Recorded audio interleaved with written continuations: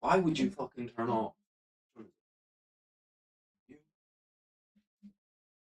Why does shit just go wrong?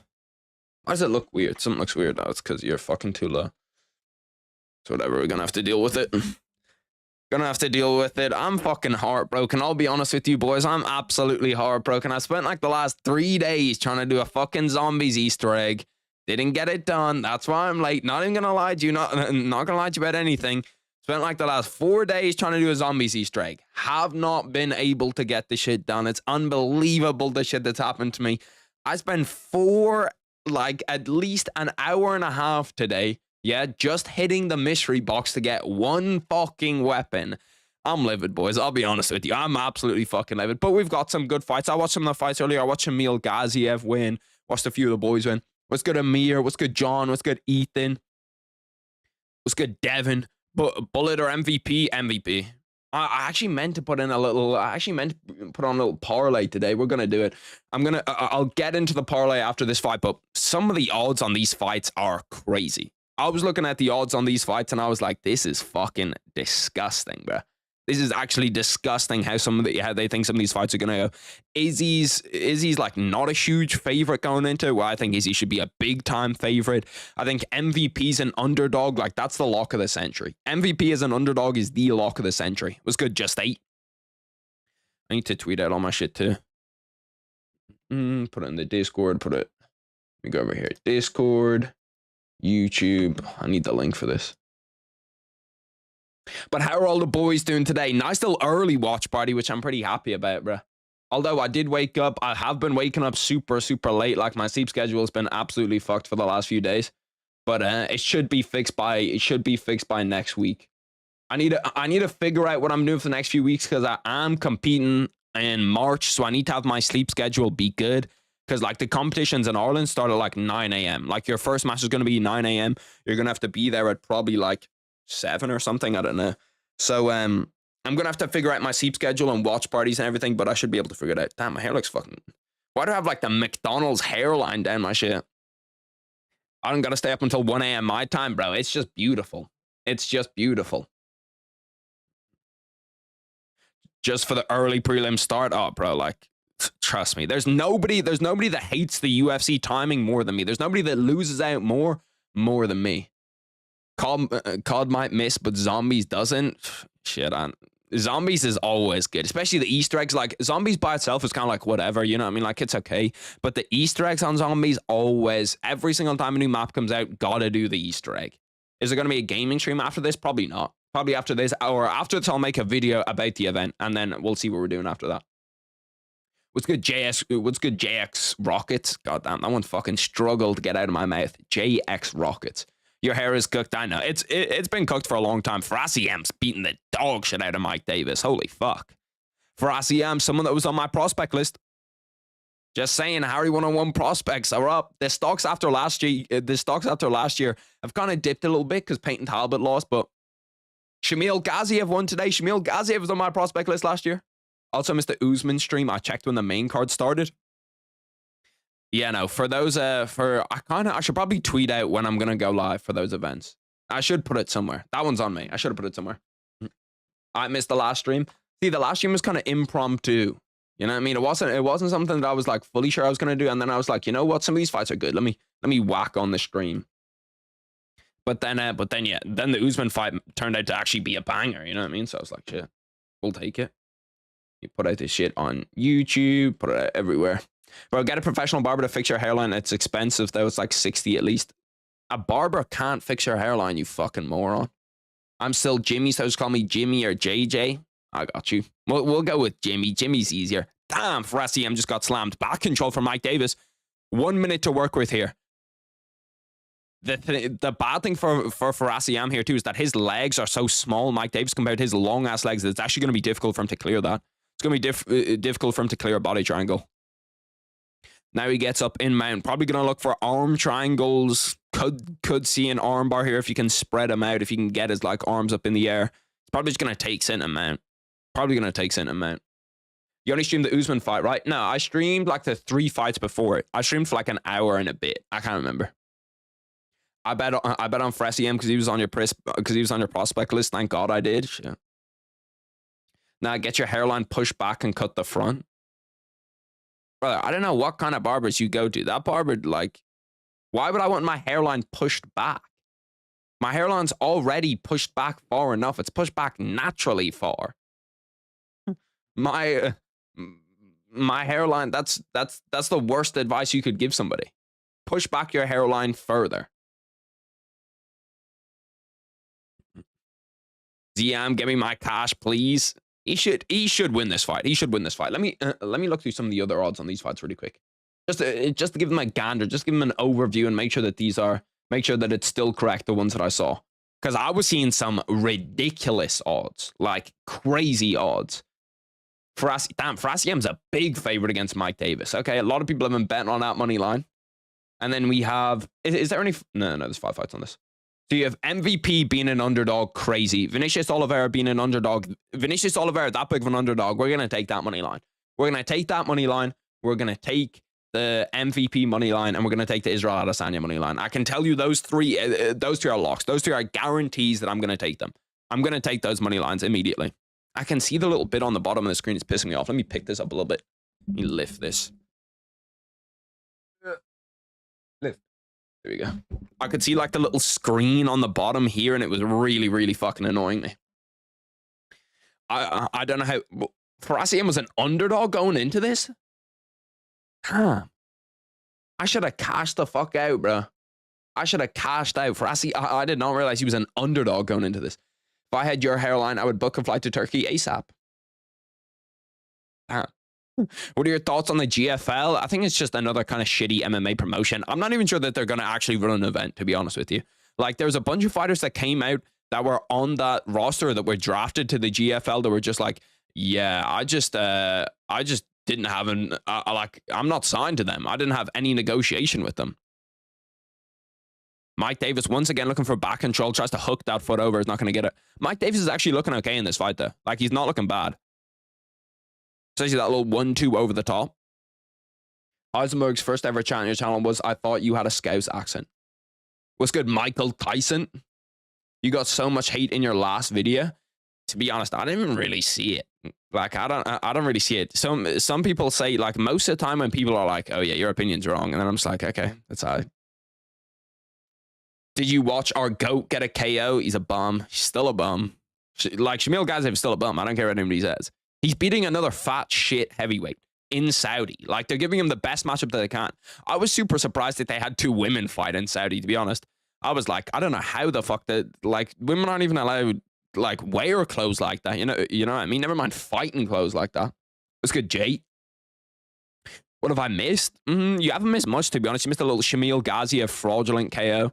Missed a shitty women's MMA fight, which is a good thing. What do you think is the UFC's plan for MVP? It's not like he could fight for a title. He is old. He might just stick around for fun feature fights. Yeah, I think that's what his plan is. I think his plan is just to make money. You know what I mean? Get to have a decent aim and then make money. Oh, damn. Mike Davis has a fucking crazy cut above his eyebrow. I think that's off that knee. Bro. He is leaking. He is fucking leaking blood. Holy shit. What is that? Is that like on his temple, that cut? You can see he's kind of trying to shake it off. Farasiem picks him up. Should see a big slam here. No, just puts him down gently. Why did he not fucking, like, go overhead powerbomb his ass? How long is left in the round for you? It's 248, 247, 246, 245. Shamil beats Alex Pereira round 1 on paper, on fucking cardboard paper, maybe. On the paper that you get from a burger, maybe. Oh, damn, what the fuck? That's some decently high-level jiu-jitsu. Oh, heel hook. Oh, he might finish that. No, he lost it. That looked tight for a second. Calf slicer here. If he can start to sit up and bring Farasiem's hips back to him, he has a calf slicer. No, I don't think he's going to get it. He's going to go... He should be able to pummel that foot out and get to mount again. Mike Davis is literally leaking all over the canvas. Like, he's losing liters of blood. How did you unban the dude I banned by accident? I don't even think you banned him because I looked at it and I couldn't find it. You can unban him. If you ban him, just go unban him.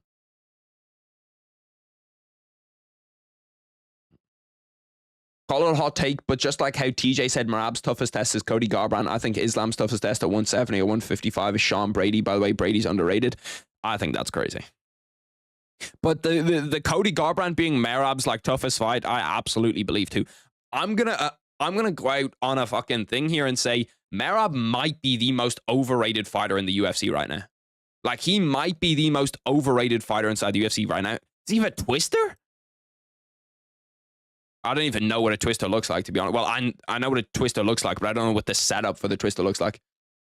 Sean Brady is crazy. But, like, Merab, when I said that Cody Garbrandt beats Merab and TJ Dillashaw beats Merab, people acted like I was fucking crazy, especially prime Cody Garbrandt. Like, how do you think prime Cody Garbrandt, who got rocked by Henry Cejudo, gets out of the first 3 rounds against Cody Garbrandt? Because he's not good for the first 3 rounds. Like, his striking is ass. His wrestling is not good. It's just that if he gets out of that 3rd round, he's gonna beat you in the 4th and the 5th. But like, people are, I don't know what to, like, he might be the most overrated. No bullshit. Sean Brady is crazy though. That looks uncomfortable. I would have tapped to that, bro. There's so many weird positions in jiu-jitsu. Like, even the position that Mike Davis is in right now is super uncomfortable. Super uncomfortable. Like, he doesn't really have an arm triangle. He needs to get his body across to the complete other side. But like, that just squeeze on your neck and your shoulder and everything is fucking horrible. I highly disagree with you on Merab being overrated. I bet so much on Umar and learned to never doubt Merab. Like, I just think he's not that good. Like, in terms of he's a really, really good 135er right now, but when you compare him to like old-time 135ers, like, if you get anybody that's a good finisher at that 135-pound division, like if Sean O'Malley fights him again and he's heavy underdog, I'm going to go in and I'm going to bet the shit out of Sean O'Malley. I'm going to put a lot of money on Sean O'Malley to win via KO. Because I think the plan for Sean O'Malley is going to be go in there, go for a finish. We need to win the first 3. This shit looks like a horror movie. Yeah, Loki does. There's just fucking blood everywhere on that mat. He better not have any type of... Bro, imagine someone in the UFC had AIDS and they were just, their blood was leaking all over the canvas. The entire card comes out with AIDS. That would be fucking crazy. Young Thug is the greatest rapper of all time, and I'll stand on that. You can stand on something and it'd be incorrect, but shit, you're still standing, I guess. Yeah, no, I was not expecting, when you came out with that, I was not expecting it to say Sean Brady. If you said anybody else, I would have been like, you know what, that's kind of fair. You know what I mean? Like, there's a few options that I thought you were going to go with. I thought that you could have gone with maybe somebody like, I don't know. I don't even know who his toughest matchup, like an outside, like Mateusz Gamrot. Mateusz Gamrot being his toughest matchup at 155 or 170. Or Jack Della Maddalena or somebody like that. Like someone where it's like, it's an outside chopper. You can be like, you know what? I kind of get it. Sean Brady's crazy. Merab GOAT, he has the best resume. It's just such fraudulence. Just such fraudulence. It's like saying that fucking, I don't know, someone who beat Tony Ferguson has the best resume. It's like saying Uriah Hall's a top 10 UFC fighter because he beat Anderson Silva. Picks for Adesanya, Imavov. I'm not actually, well, Adesanya. Adesanya is going to beat Imavov. I'm pretty confident in that. Even though it's in Saudi, I just think 5 rounds, Israel Adesanya is too good. Nice takedown for Ziam, but he does end up on Mike Davis' close guard. This fight slowed down completely. Even both of them must be gassed.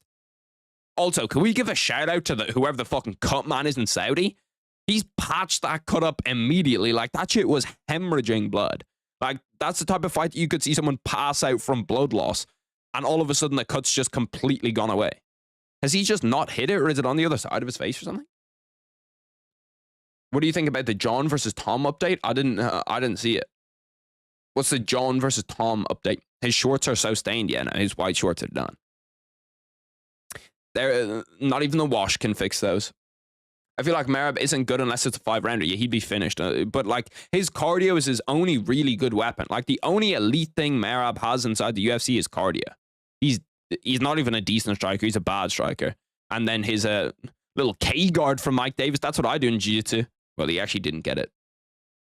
I don't even know what the fuck he tried to do there. It looked like he was trying to go to K guard. Mike Davis must be like he must have a jiu-jitsu background. He must have like some kind of decent jiu-jitsu fucking hell. Jiu-jitsu background. Haven't put any bets on for tonight. Didn't have time to look at the odds and I also forgot. I'm gonna lock in a little 3-thing parlay of just guys that I think are locks. You know what I mean? Mike Davis is now just sat on the ground. You're gonna need to get up here at some point. You're just getting the dog shit beat out of him. Tries to wrestle up on a single leg. He's not gonna be able to finish that.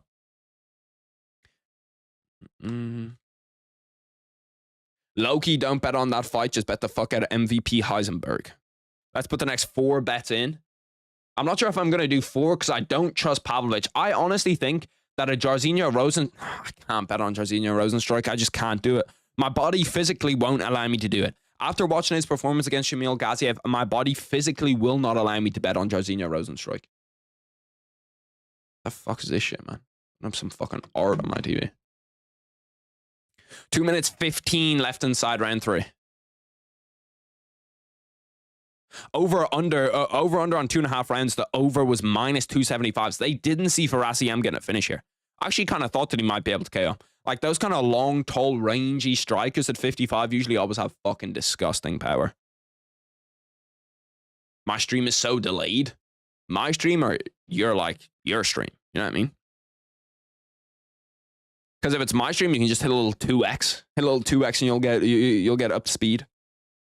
For me, Ziam, Saeed, Pavlovich, Page, and Adesanya. I don't hate that. I don't hate that. Who do you boys think are going to win these next 4 fights? Need a cough. The fuck is Ziam's knee made of? Yeah, that started. The blood there was crazy because it was immediate. It was kind of like a headbutt. You know when you see someone get headbutted inside the UFC and then kind of they just start leaking blood like that Dricus du Plessis Sean Strickland one? That's exactly what that looked like, but it was a fucking knee. Hear me out. Shamil fights at middleweight minimum if he loses the baby fat. See, the thing is, I watched a highlight compilation of Shamil Gaziev where he was actually kind of jacked. Like, he actually was not in bad shape at all. Mike Davis, by the way, is just sat in half guard here. He's probably gonna go on to lose this fight. His jiu-jitsu does look pretty good though. Tries to get to X guard. He's trying to get this heel hook. Oh, that's actually pretty. Does he have that? Bro, the camera angles that they use when they're showing submissions, like the person that shows them must literally have never done jiu-jitsu in their entire life. We just had a heel hook where he was pulling it to his left side and we couldn't even see his left side. All we could see was him over the top. Oh, damn. Now Ziam's got a fucking huge cut on his eyebrow. Jesus. That cut is like monstrous on his eyebrow.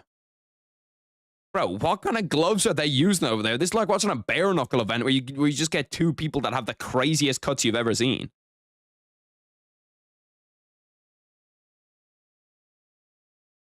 The mat's going to be absolutely cooked after this. Nice elbow again by Mike Davis. Mike Davis did a good job at the end of that round, but I still think it's for Ziam 2-1. I think that was a decent fight there. That wasn't a bad fight. I appreciate that, John. Mike Davis just killed my parlay. We can't be betting on Mike Davis, bro. You can't be betting against the people that are on my prospect list. There's a reason. There's a lot of effort and research that goes into that. You're going against my prospect list. That's a direct shot at me. That's a direct shot at me going against my prospect list. How about them Suns finally having a center, bro? The Suns basketball's looking a little bit up. Was watching against the Warriors. They were kind of cooking. Steph and them boys at Golden State. They were kind of cooking them. They did get cooked by the Timberwolves, though. But yeah, no, the Suns with the center are kind of looking a little bit dangerous. They're kind of looking like they might have something. They might be able to cause some problems. MVP or Shower, give me MVP. The fight's not going to be that close. MVP is going to smoke him. I'm so confident in that fight. That's the one that Adesanya I'm probably the most confident in. But apart from Adesanya, it's got to be MVP. We're going to whack €20 in here. You know what? I'm so confident. I'm putting €20 on this little. I'm not sure. Depending on what the odds look like, I'm going to see if I put in Vinicius Oliveira. Because Vinicius Oliveira, Saeed Nurmagomedov, I'm actually not 100% on. I think there's a good chance that Saeed could win that fight, but I like Vinicius Oliveira. So we're going to see what the odds are looking like before I throw that one in. But as of right now, the other 3 are locks. The other 3 are absolute locks. Trying to find the best place to do this. Yeah. Fuck is UTV? Did Faraz get a cut, or was it just blood from Mike? He got a cut. He got a crazy cut over his eyebrow. You can see it is still leaking right now, the cut. Mike Davis also had a cut on the side of his head. Like, we have to shout out that cut man. I have to say shout out to that cut man again. That cut man managed to fix a cut that was literally leaking. Like, when you see the red on the canvas, maybe there's like 5% of that is from Ziam's cut, but Ziam's cut happened like in the last minute. All of that blood you see on the canvas came from one cut on the side of his head, and the cut man managed to patch that up in like 30 seconds. I win 600 if my parlay hits that. I hope it hits for you. We go UFC. UFC, let's go over here. Let's take a gander at this. Damn, why is Vinny shit? Why the fuck is... Okay, he has to get included. Now he's 2.87? What the fuck happened? Why is he such a big... Why is Magomedov... What the fuck happened? Did he roll his ankle or something? Did he get injured yesterday? Why is he such a big underdog now? Am I bugging? Why is he such a big underdog? Vinicius Oliveira should not be that big of an underdog. Like, he's a huge fucking underdog now. 2.83? 2.83? Yeah, give me this shit, bro. We're setting 20 down, 20 to return, 250. This is a lock, boys. Like, this is an actual lock. This is free money right here. This is free money. And if you need a quick little double up, you go MVP, you go Israel Adesanya, you can turn 20 into 80 like that. Snap the fingers. MVP should win easy here, but I hope he doesn't get too comfortable. Why does everybody believe in Shower? He's mid. I don't know, bro. Like, Shower Bullet, I genuinely don't think Shower Bullet's... Like, he's a decent kickboxer, but we've never seen him go up against another good kickboxer. You know what I mean? Anybody that has a different weird style. Tucker Carlson's in the crowd. What the fuck? Why is he in Saudi? That's so weird. That guy that's in Shameless is in the crowd too. I was on behind him. Odds factor and bad Abu Dhabi judging. That is also true. That is also true. I am betting against 3 people that the Saudis would like to give decisions to. I didn't even think about that. You might actually be cooking, brother. You might actually be cooking, Polarman. Saudis, man. Yeah, Ethan said it too. Soccer said it too. So a lot of the boys know about the Saudi judging. Maybe I made a problem. Maybe this is a problem. I'm trusting in the boys. I'm trusting in Vinicius Oliveira to just straight up KO. I'm trusting in Vinicius Oliveira to just straight up KO. How many UAE robberies so far? To be honest, there hasn't even been a lot of decisions. I honestly thought when they were doing that women's fight, I thought the people were going to start like throwing shit from the crowd as well and like start throwing... God, this is fucking so loud. My bad. My bad. I was eating a little burrito yesterday. It was so fire. Burrito was so fire. Let's see the prelims. Let's run through the prelims really quick. My bad. Terrence McKinney. Yeah, it's pretty much all KOs. And the other one's like Muhammad Naimov clearly won that fight. This is a women's fight, so it doesn't really matter what happens. And then Hamdi Abdel Wahab. Still one of the best names inside the entire UFC. Hamdi Abdel Wahab. This fight was actually good. This fight was good. Bogdan Grad looked really good here. Looked really, really good in that fight. I'm not sure how many of you guys watched this fight because it was at what, like 8 a.m. in the US, 8 a.m. or 6 a.m. depending on where you are in the US. But this is actually a really, really good fight. Oliveira loses because judges or he gets subbed. I don't see him getting subbed. What's good, Shotsies? Brother, what the fuck are you talking about? Sean bullies Dustin at 170. Sean who? Sean Brady? Sean Brady bullies Dustin Poirier? At 170? See, that's way less of a hot take. That's like way less of a hot take. That's one where I could see being like, yeah, you know, that's not too bad. I woke up at 6 a.m. to watch the prelims. That's grind. That's dedication. That's honestly at the point where the UFC should be paying you a wage. Same with me. For every card that I stay up past 4 a.m. for the UFC should be fucking paying me. I think what we're gonna do for next week for the pay-per-view, and it's only a one-time thing. We'll be back to normal shit with the pay-per-views. But since I need to reset my sleep schedule because I'm doing a competition in what, like 28 days from now, 4 weeks from now, I can't have my sleep schedule be fucked up for like the next 3 weeks. So I think what we're gonna do is we're only gonna do main card for the next pay-per-view. We're only doing main card, which kind of sucks. But it also means that after I'll be able to talk about all the fights after. I'll be able to make a video, get the video up quick, and I'll be able to do 2 videos that day. So it will actually kind of even out. Fit check. My fit's dusty right now, I'll be real. I was playing zombies earlier, trying to do an Easter egg, so I literally got out of bed, put pants on, started doing the Easter egg. Started trying to do it. Saudis definitely be giving decisions to all the Caucasians, brother. They give them to anybody that's even somewhat linked to Saudi. They give it to them immediately. I gotta go from midnight to 7 a.m. 0 sleep. Eesh. And then training's at 8. Yeah, see, I can't do that shit. That's why I'm just keeping my sleep schedule good, because I need to be able to train. Need to be able to train this week. Diddy's gone, to be fair. Diddy's not banned in this. He's only banned in the Discord for spamming like gay shit. There was someone else who spammed some weird shit that I meant to ban that I didn't. How did they ever think MKAHCHEV versus Rozenstruik would ever be a fair fight? To be fair, I was kind of looped into that MKAHCHEV trap too. Like, I thought to myself, you know, MKAHCHEV could be decent. No, the guy is fucking awful. He's literally a terrorist. You sleep with pants on? I sleep fully naked. I'm going to be real with you boys. I sleep fully naked. I don't know how people don't sleep fully naked. Like, I started doing it, and it's elite. It's by far the best thing on the planet. By far the best thing on the planet. Now I think, like, sleeping with clothes, like, I'll sleep with underwear if I have to. Want to see a video of... No. What? Why would I want to see that? Brady's boxing sucks, though. The grappling cancels out, and Islam is nasty counter-striking. Bilal literally finished Brady. Like, Sean Brady can't be trusted. Sean Brady's someone that I'll never bet on. If you got finished by Bilal Muhammad,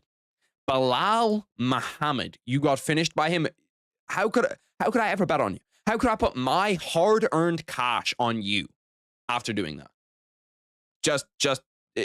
You can't do that. You literally can't do that. Eileen Perez looking for Harry's location? Shit. I'd smoke Eileen Perez. It's Muslim. That's what decides it. They would give Bilal a decision over Shavkat, even though Bilal is from Chicago. Chicago. I was watching a TV show yesterday, Power Book 3, where Tommy's in Chicago. Fantastic show.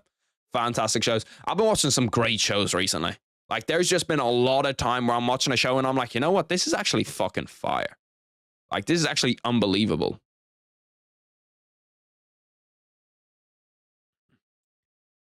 Let's talk about it. Islam struggled to take down Dustin Poirier, who is not in his prime. We all know Sean's best attribute. Islam is a better striker, but he doesn't clear Sean in it. Islam's definitely a better striker than Sean Brady. That's not even close. And the wrestling, I think that Islam was actually able to take down Dustin Poirier really easily. He just wasn't able to finish him. And, like, Dustin's jiu-jitsu is not bad. Like, Dustin's jiu-jitsu is pretty good. It's not elite, but it's pretty good. He is a black belt. So I think Islam against Sean Brady, Islam might struggle a little bit, but I think with the cardio, with the kickboxing, I think he finishes him. Have you ever watched Snowfall? No, a lot of people have told me to watch Snowfall. A lot of people say that Snowfall is really, really good. I haven't watched it, though. See, shows like that, I'm kind of only watching... I only really want to watch shows that, like, I've seen before or that I can't get too addicted to, because I don't want to get, like, fully addicted to a show and then I don't put up a video for, like, 3 days. Like, that's the problem with Zombies Easter eggs, is that I've only put up, like, what, 1 video in the last 3 days, I think, because of Zombies Easter eggs. Like, Thursday was doing the Zombies Easter egg, didn't do it, didn't get it done. Friday, finished the video, started doing the Zombies Easter egg. Today, woke up, started doing the Zombies Easter egg. So I'll get a video up today, get a video up tomorrow, get a video up Monday. But, like, it throws off the schedule a little bit, boys. I'll be honest with you. It just throws off the schedule a little bit when a Zombies Easter egg comes out. Can we have a sleep stream? Fuck nah. I don't understand how people watch sleep streams. Does anybody in here watch a lot of sleep streams, or, like, watch when streamers do sleep streams? Like, I just don't understand it. What is like, you're literally watching somebody else sleep. It does not make any sense to me. It's the thing that, like, you're sleeping with them, where, like, you have them, like, on your monitor or TV or whatever, and when they go to sleep, you go to sleep. Because that just does not make sense to me. Amir, chill the fuck out. You should stream the zombies, watch the Memento movie too. See, zombie streaming it's not that fun to watch zombie streams, if I'm being completely honest. Like, when I say that we had to hit the mystery box for 1 hour and 50 minutes today to try get one weapon, to try get a fucking staff, like, it was literally 1 hour and 50 minutes of just us hit the box, hit the box, hit the box, hit the box, hit the box, hit the box. Like we spent over like we spent over 250,000 hitting the box, and the box costs 950.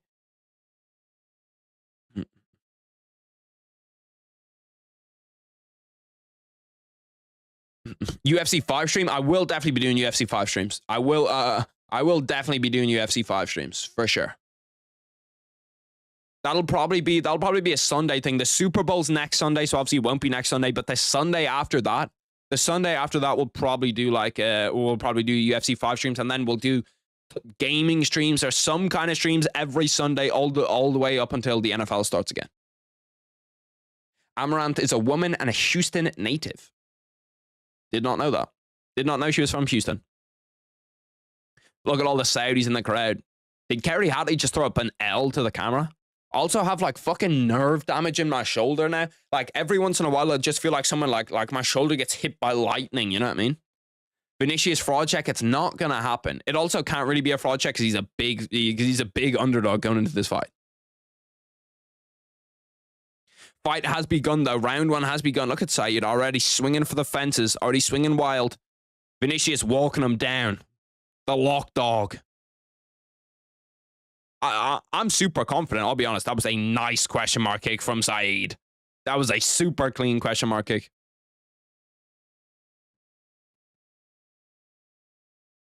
Four minutes 30 left in round 1. Nice calf kick from Saeed Nurmagomedov. Oh, nice spinning body kick. Or nice spinning head kick. That one kind of dropped Vinicius Oliveira. Okay, low-key Saeed's turning on his takeover. Low-key, he's taking over. I should have known to not bet on him as soon as those odds, like, if the odds shift like crazy right before the fight starts, that's the same shit that used to happen with, like, James Krause, where he'd find out a fighter had, like, a broken arm, was like, yeah, I'm going to put it all on round 1 KO. Vinicius tries to get a takedown, doesn't get it, ends up in front headlock. Saeed's kind of dominated the first round of this, or the first minute of this fight. Oliveira's getting cooked. He's doing okay. What's good, Fat Tony? I don't understand why people like American football. That's you could say the same thing for any sport. You could say, I don't know why people don't like MMA, normal football, basketball, boxing. There's literally any sport on the planet you could say that for. Daggy strikers love that. Bro, like, the Dagestani's got a bad reputation off Islam because the rest of them can literally all strike. Like, think about the rest of the Daggies we have inside the UFC. You have MKAHCHEV, who's not a wrestler. He's primarily a striker. You have Usman Nurmagomedov, who's just a straight-up striker, doesn't really wrestle all that much. Islam's like a mix. He's just a good mixed martial artist. And Umar's a better striker than he is wrestler. So I truly, like, Khabib ruined Dagestanis for people, because now everybody just thinks that Dagestanis just sit here and wrestle when they literally do the opposite. Like, there's so many Dagestanis now that just strike. The clock? I don't actually know where the remote is. The remote is somewhere. Oh, here it is. Let's see, will it work? Because I think this clock is broken. Not going to bullshit you, boys. I think the clock might be broken. I'm hitting the power button and it's not turning on. This clock was literally the worst fucking purchase ever.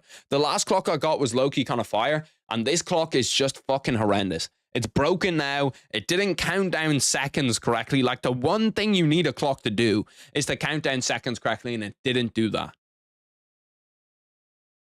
Clock's broken. Unless it's not plugged in. Actually, don't need it plugged in. Give me 1 second. I'm going to plug it in.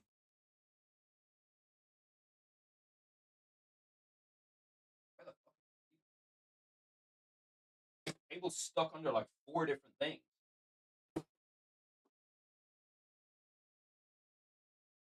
My bad, clock. You're still a piece of shit, but you're not actually broken.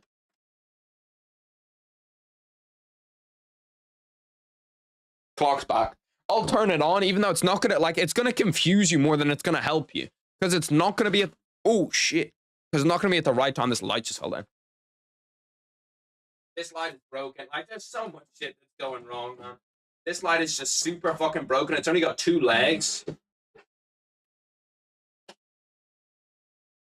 It's only got 2 legs. It's just hunched over. It's really, like, we're really in the depths, to be honest with you, boys. We're in the absolute depths. No countdown, L stream. Shit. I can whack it on for you boys. I can tell you that it's going to confuse you. Scoot a little bit to the right. 1. Vinicius Oliveira just got chopped. Oh, damn. Big fucking flying knee from Said Nurmagomedov. Vinicius Oliveira manages to take him down off of that. I wasn't even watching the fight off that. Come on, Vinny. Come on, Vinny. Do something for me here. Do something for me here. Need to see you pass guard. Pass guard, get a little submission. Pass guard, first round submission. To be fair, it's like, I feel like if you're in a Magomedov and you get tapped, it's crazy. Get my boy out the get out dead ass. I need to get out of here. I need to spend some shit. What do you get dropped by? A little left hook?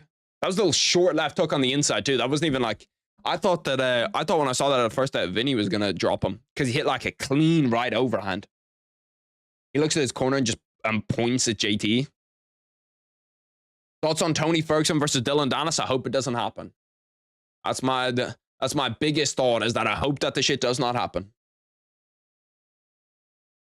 Check your clock. My clock is already wrong. Like, it's already like 3 seconds off. It's literally the worst clock on the planet. Like, it is so fucking unbelievably dog shit, this clock. 25 seconds left in round 1. To be fair, like, Vinicius Oliveira is actually not doing a bad job. He's actually not doing a bad job. Commentator said it was a headbutt, did they? It probably was. I didn't see it properly. It looked like a left hook, though, when I saw it. It looked like a short left hook.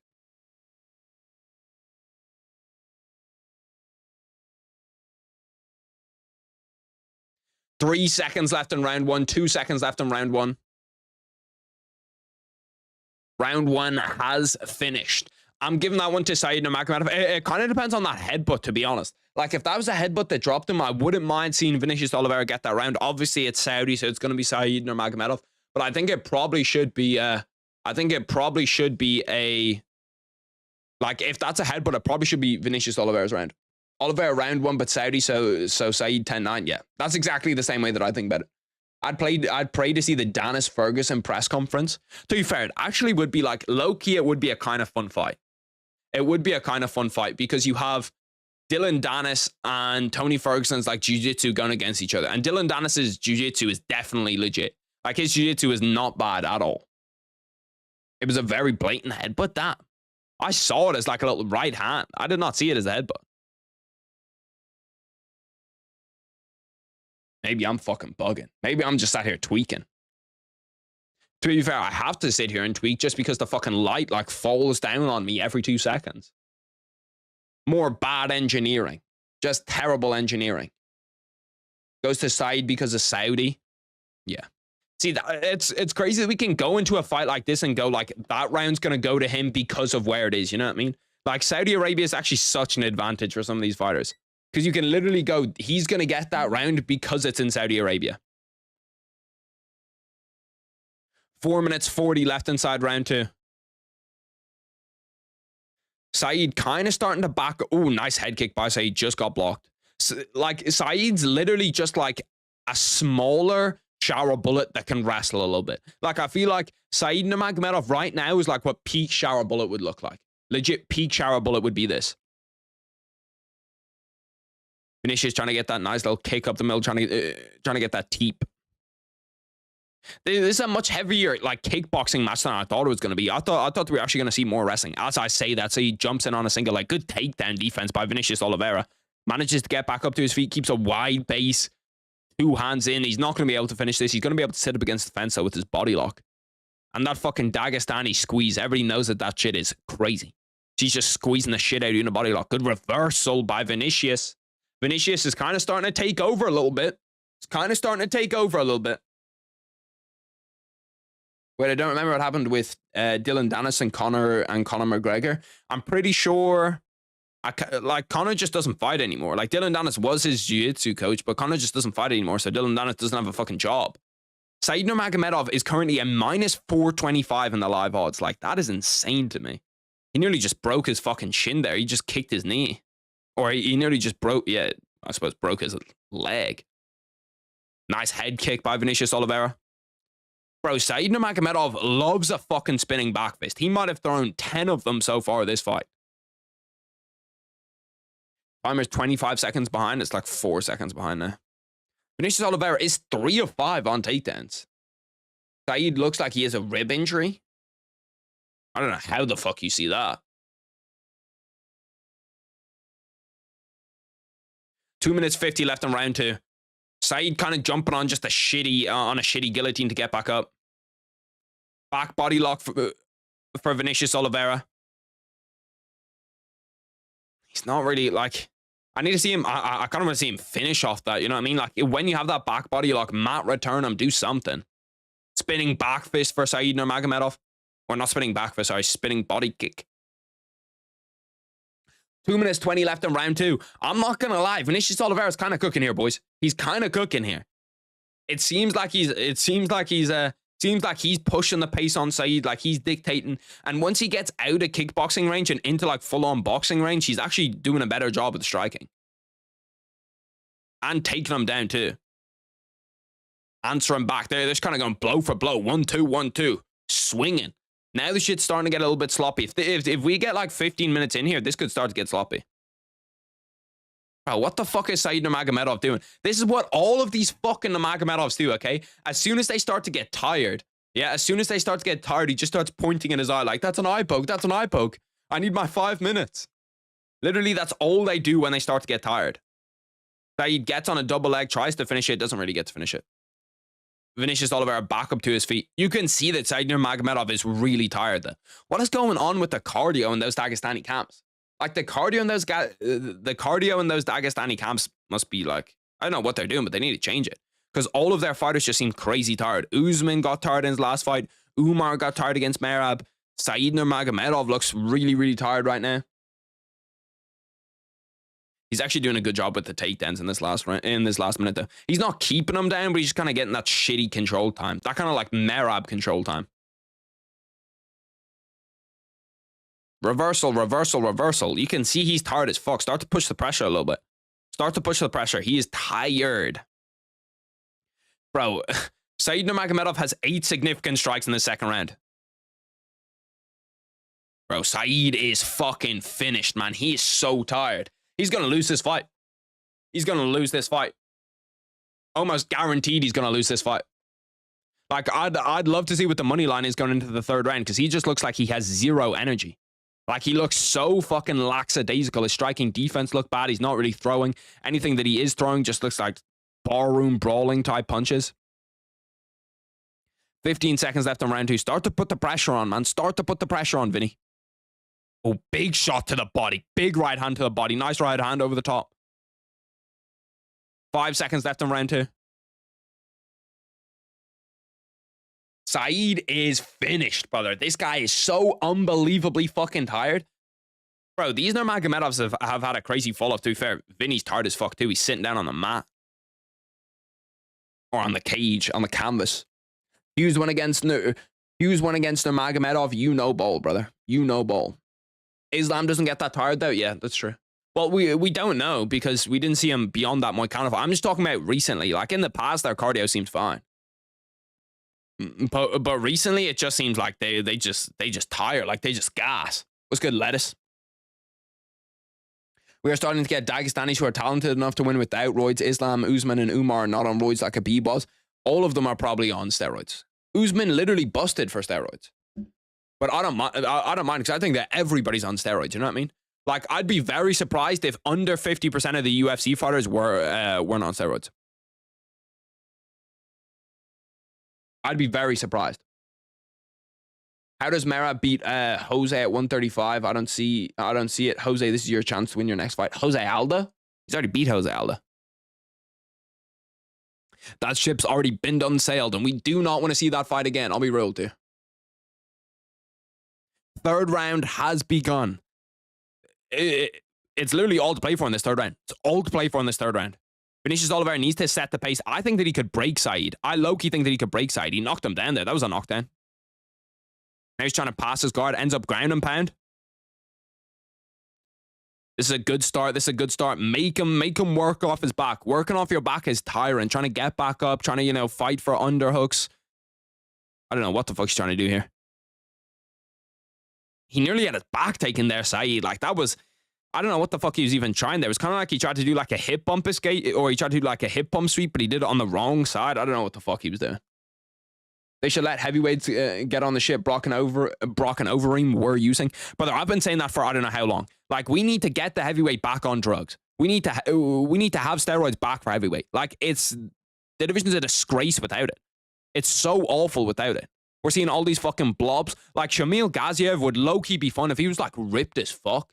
And you just had, like, some 6'8" guy. Like, if Shamil Gaziev was ripped, it would be very, very fun to watch heavyweight. If they were all just like Overeem, just juiced out of their minds. Like, you can keep 55, 70, 85 as clean as you want, really, 45, 35, because they're all good divisions. Like, they're all fun divisions. But any division where we literally have nobody in the division, like 205 too, brother. 205. We can also have them motherfuckers juice up. What if they gave this to Saeed? I honestly would not be surprised. I would not be surprised. Like, that's how bad the Saudi judging is. Like, he walks into any fight minus 600 because his second name is Nurmagomedov. Because his second name is Nurmagomedov. And the king and the fucking prince of Saudi or whatever is probably going to be like, you better give him that decision. He's probably boys with Khabib. Prime Dominic Cruz would have washed 135, been double champion, top 10 all time, had he not got injured. Yeah, well, injuries just completely killed his career. Injuries completely killed his career. Darce, Vinicius Oliveira on a Darce, that's kind of tight. He needs to get him up on his side. He needs to get him up on his side. It's pretty easy to defend a Darce if you're flat. Imagine darcing one of the Dagestanis. Islam MAKHaCHEV will be like, you got to sit here and get this fucking Darce practice all day. He has it if he can get him up onto his side. That's a tight Darce. Like, that's not a nothing Darce. He lost it. He couldn't get him up onto his side. Like, really, to finish that, you need to have him up on his side and you need to hook the leg.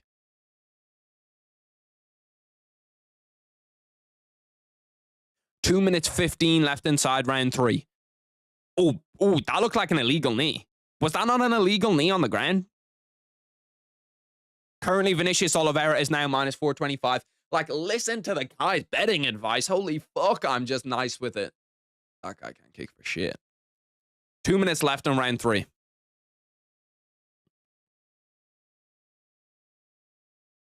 Will this fight go the distance? It was pick him to go the distance, too. This is definitely going to go the distance. Saeed needs something major. He needs a knockdown or something with 1 minute 50 left.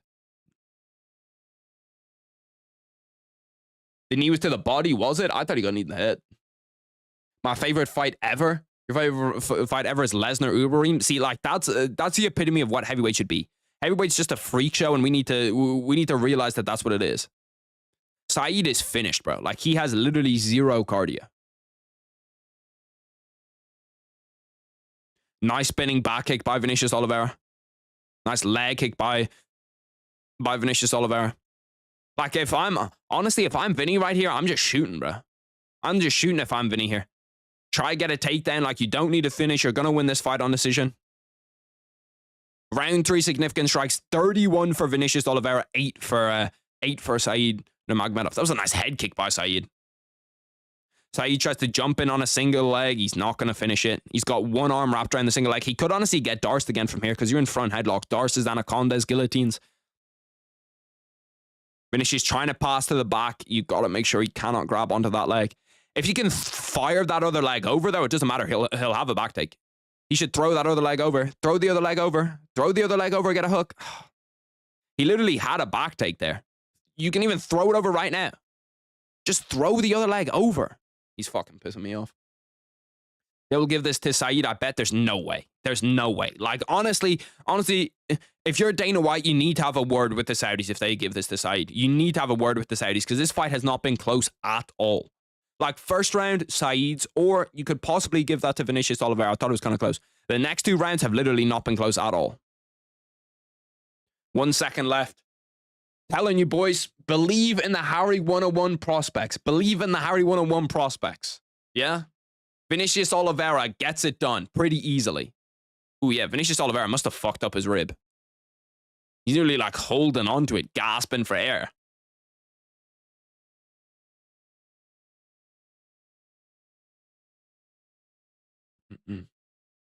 Easy money, Oliveera. Bro, I told all the boys, I'm telling you, bro, we're not missing today on our picks. And that was the one that I was the least confident in. You know what I mean? The other ones, I'm like, these are absolute locks. It's not even going to be close.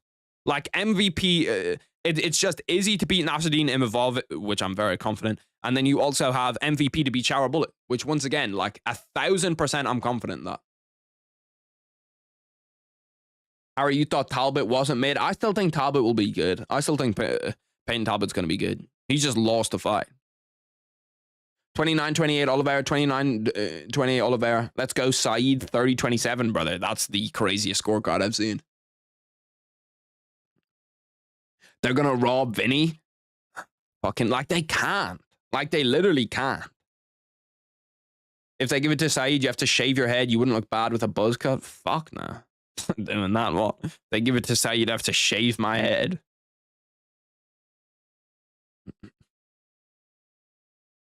Clean Pereira beats half the ranked roster on Juice. Bro, Clean Pereira beats more than half the ranked roster on Juice. If we're talking about, like, no weight classes, he beats, like, 99% of them. And if we're talking about weight classes, he beats, like, 89-90% of all those light heavyweights. Like, most of those guys, even with Juice, would stink. Vinicius Oliveira wins it. I'm not sure what the scorecards were. I presume it was 29-28. That's pretty much the unanimous scorecard that everybody had. But Vinicius Oliveira gets it done. After this fight, what's the fight after this? Oh, we have Pavlovich. Pavlovich should get a round 1 KO here. Should get a round 1 KO. He might not, but he should. That was a good fight, though. The big dog. Vinicius lock dog.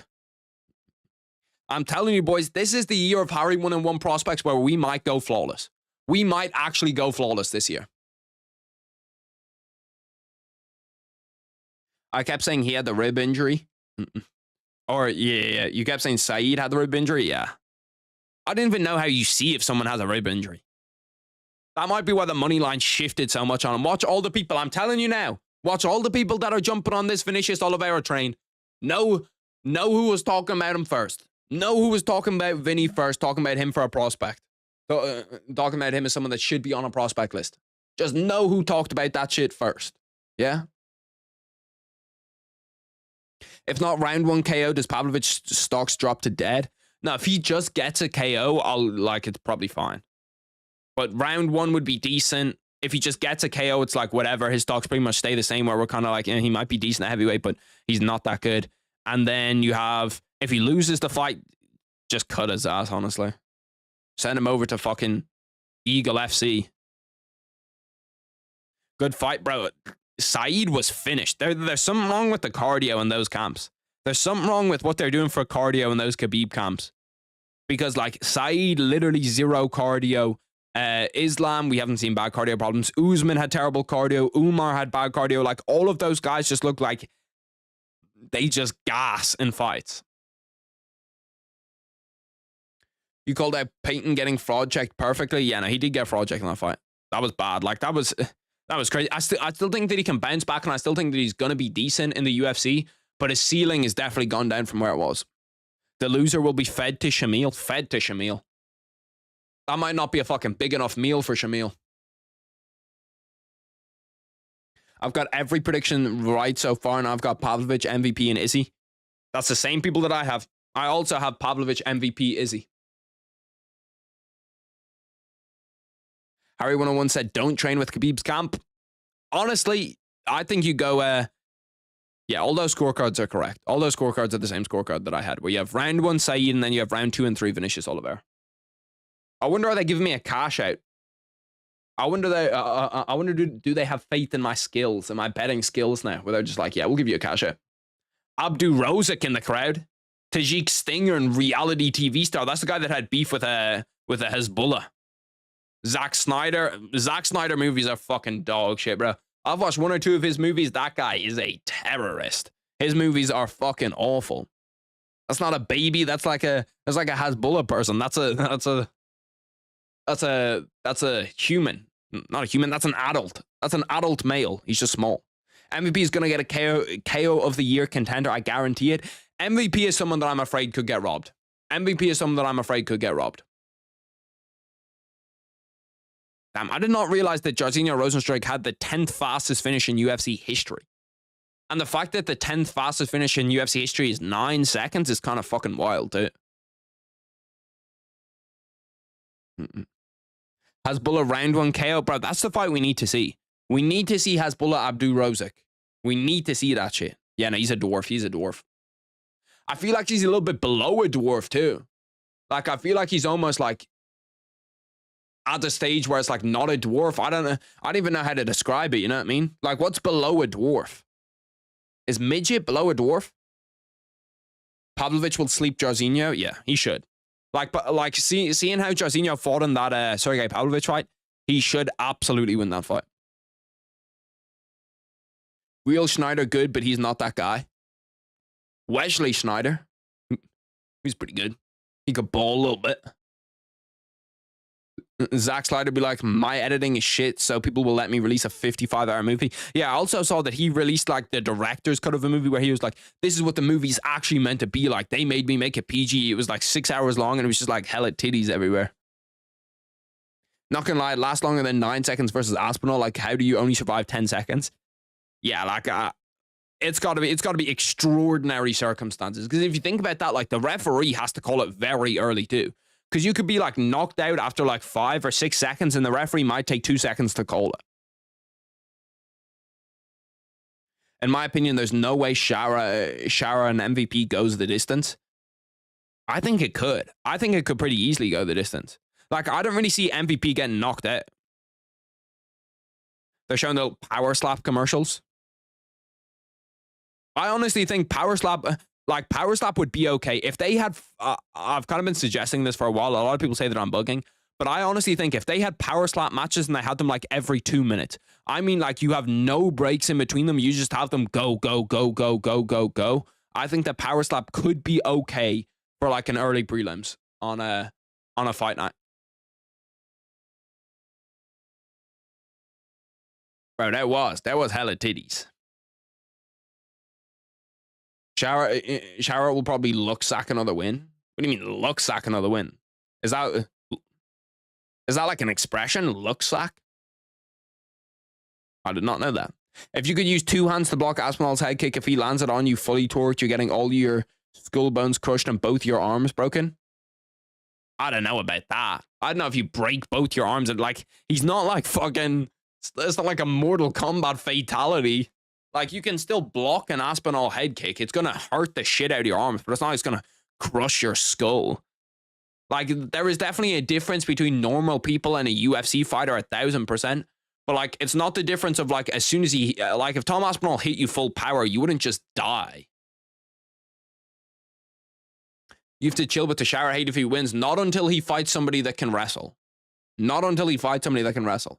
I'm going to say that he's a fraud. I'm going to say that he gets cakewalk matchups. Like, he's a good striker. Nobody's going to deny that he's a good striker. In fact, a very good striker. But he just can't wrestle at all, and the UFC protect the shit out of him.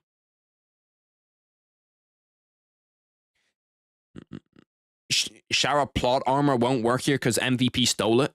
I hope MVP wins. I really do hope that MVP wins. Like, bro, they're showing fucking Jairzinho Rozenstruik highlights from 5 years ago. From 5 years ago, they're showing this shit. They're showing Jairzinho Rozenstruik, Alistair Overeem from the 12th to the 7th, 2019. 6 years ago now. 6 years ago. He breaks your arm for sure? I don't think he would. If you take the NBA, NFL, NHL, soccer, and all those other sports and triple them, that's how big Power Slap is. That's how many views Power Slap's getting right now. Like, I don't know where he gets his figures from, because that is like, that's just absurd. He puts up one short and sees that it does like 20 million, and then he looks at the numbers for like a random NBA game on a Tuesday, and he's like, the Power Slap is 5 times bigger than the NBA. As a Brazilian, the fact that someone came Jairzinho is from Suriname is mental. Yeah, it is kind of crazy. How do you even end up on that name? Like, that's got to be one of those like fucking auto-generated names. There's no way that Jairzinho is a family name for someone from Suriname. I don't even really know where that is, but I just presume it's some tiny country in Africa. I live in Denmark. You can only watch the UFC one place and it costs $80 a month, so I have to resort to this lovely guy. I appreciate that, if you're talking about me. But yeah, no, the UFC, it kind of sucks in some places. Like in Ireland, it's not bad at all. In Ireland, it costs like €30 a month. You get all the pay-per-views. You get all the pay-per-views that aren't on at a normal time, and you get all the fight nights. So honestly, in Ireland, this situation's pretty good. But if I was in America, hypothetically, if somebody was in America, I could hypothetically really understand them. I could really understand them using a Fire Stick because pay-per-views are so fucking expensive. Middle Americas is where Suriname is. Suriname's in South America? There's no fucking way. I was absolutely sure. I was absolutely sure that the shit was in Africa. It's in South America? I did not know that shit. It low-key looks kind of fire. The place looks kind of fire. Fly to Suriname. Low-key, it looks kind of heat. Does this not look kind of fire?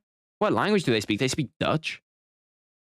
It's a weird language for a place for a place in South America to speak. Let's see. What's a flight to Suriname looking like? What's a flight to Suriname from Dublin? Dublin to Suriname. Why is Dublin, Georgia coming up first? How many flights do they do from Dublin to Suriname too? Damn. They do a few of them. 1.6 G's? Damn. Okay, that's return at least. Dublin to Parimbo back to Dublin. Damn, they do flights straight.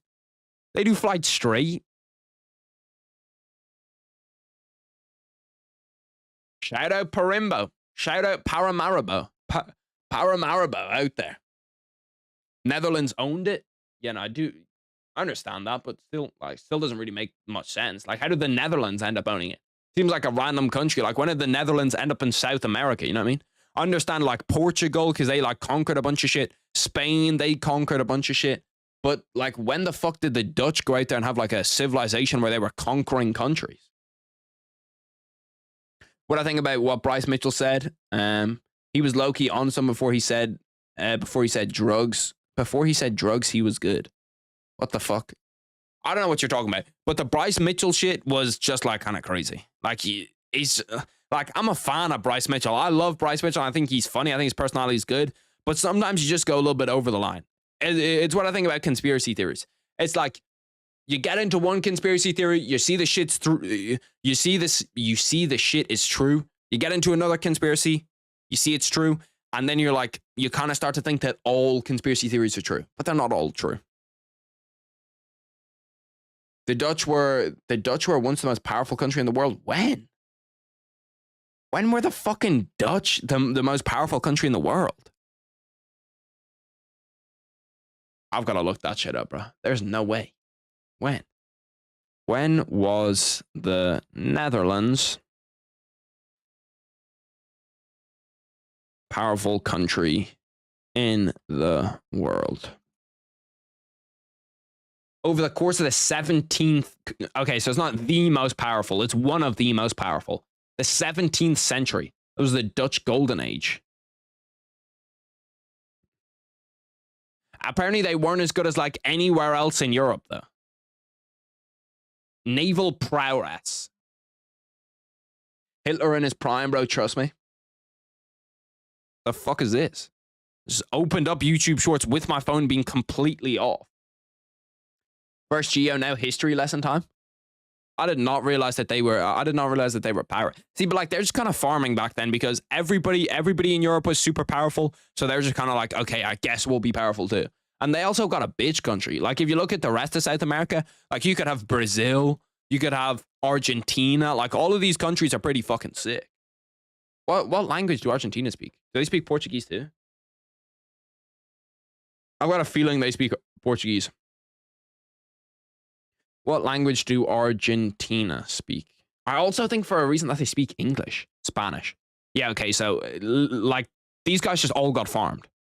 Chile speaks Spanish, Bolivia speaks Spanish, Argentina speaks Spanish, Brazil speaks Portuguese.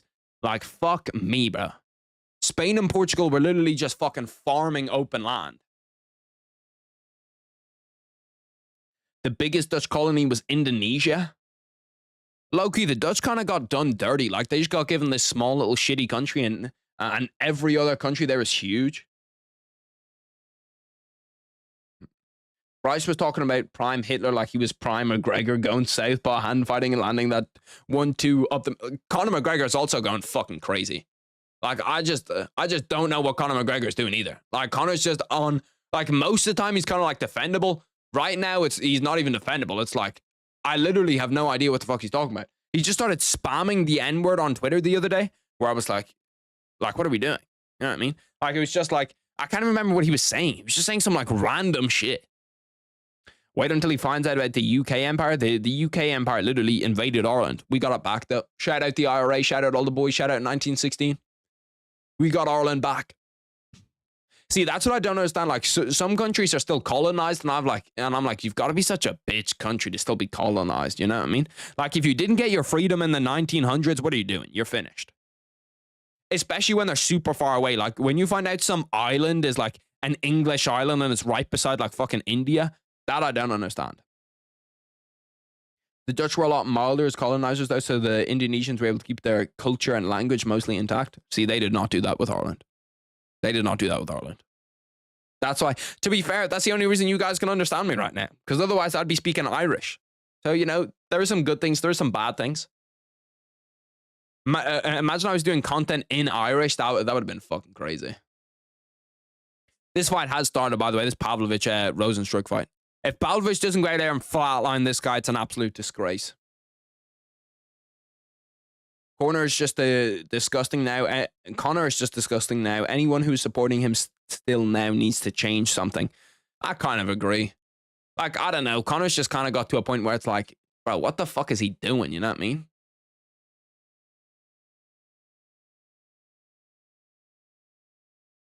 Four minutes 10 left inside this first round. I'm also looking. There's an Irish rugby match on above me.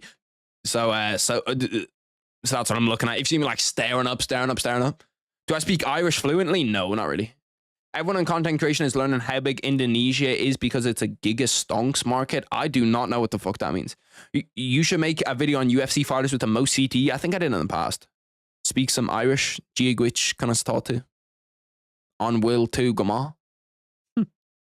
That's like, hello, how are you? Are you good? My Irish was like peak 3 years ago, like 3-4 years ago when I was still in school, when I was still doing it, where I had to write like essays in Irish. That's probably where my Irish was peaked. Now my Irish is kind of dog shit. 3 minutes 25 left inside round one. Not gonna lie, legit nothing has happened in this fight so far. Like, this is like Sergey Pavlovich is just fainting 24/7. He's just fainting low, high, low, high, low, high, low, high, low, high. And then Jairzinho Rozenstruik is just like kind of walking. Like walking backwards and forwards. What's good, crack wizard? But no, I don't speak Irish properly fluently. Like, nobody in Ireland really speaks Irish fluently. Unless you like teach it or unless you teach it or like you're from an Irish area. There is some areas in Ireland that like are, whatchamacallit? There is some areas in Ireland that only speak Irish. They're called Gaeltachts. Are there some people in Ireland that can't speak English? Nah. Pretty much everybody in Ireland can speak English. I don't know, maybe. Maybe there's people that can speak Irish better than they can speak English, but like, there probably is somewhere in Ireland where people can speak Irish and not English. Pavlovich afraid to throw, bro. I'm telling you, he's been broken. He got broken by that Tom Aspinall KO. Like, I have not been watching this fight for like the first 2.5 minutes. Well, I have been watching. I haven't been locked in though. And I can tell you that I've missed nothing. I can tell you I've missed literally absolutely nothing.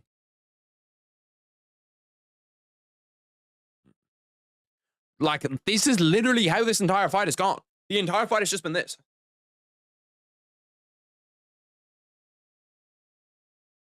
That's all that has happened for the last 3 minutes. And then fucking Jairzinho Rozenstruik is just over there like that is all that's happening in this fight. I'm fucking mind-blowing. Can somebody please throw a punch? Can somebody... Oh, nice 1-2 by Sergey Pavlovich. Do it again. Do it again. You just heard him the first fucking punch you threw. Throw. This guy's brain is actually broken. I like big booty Latinas. What do you like? I like big booty Latinas.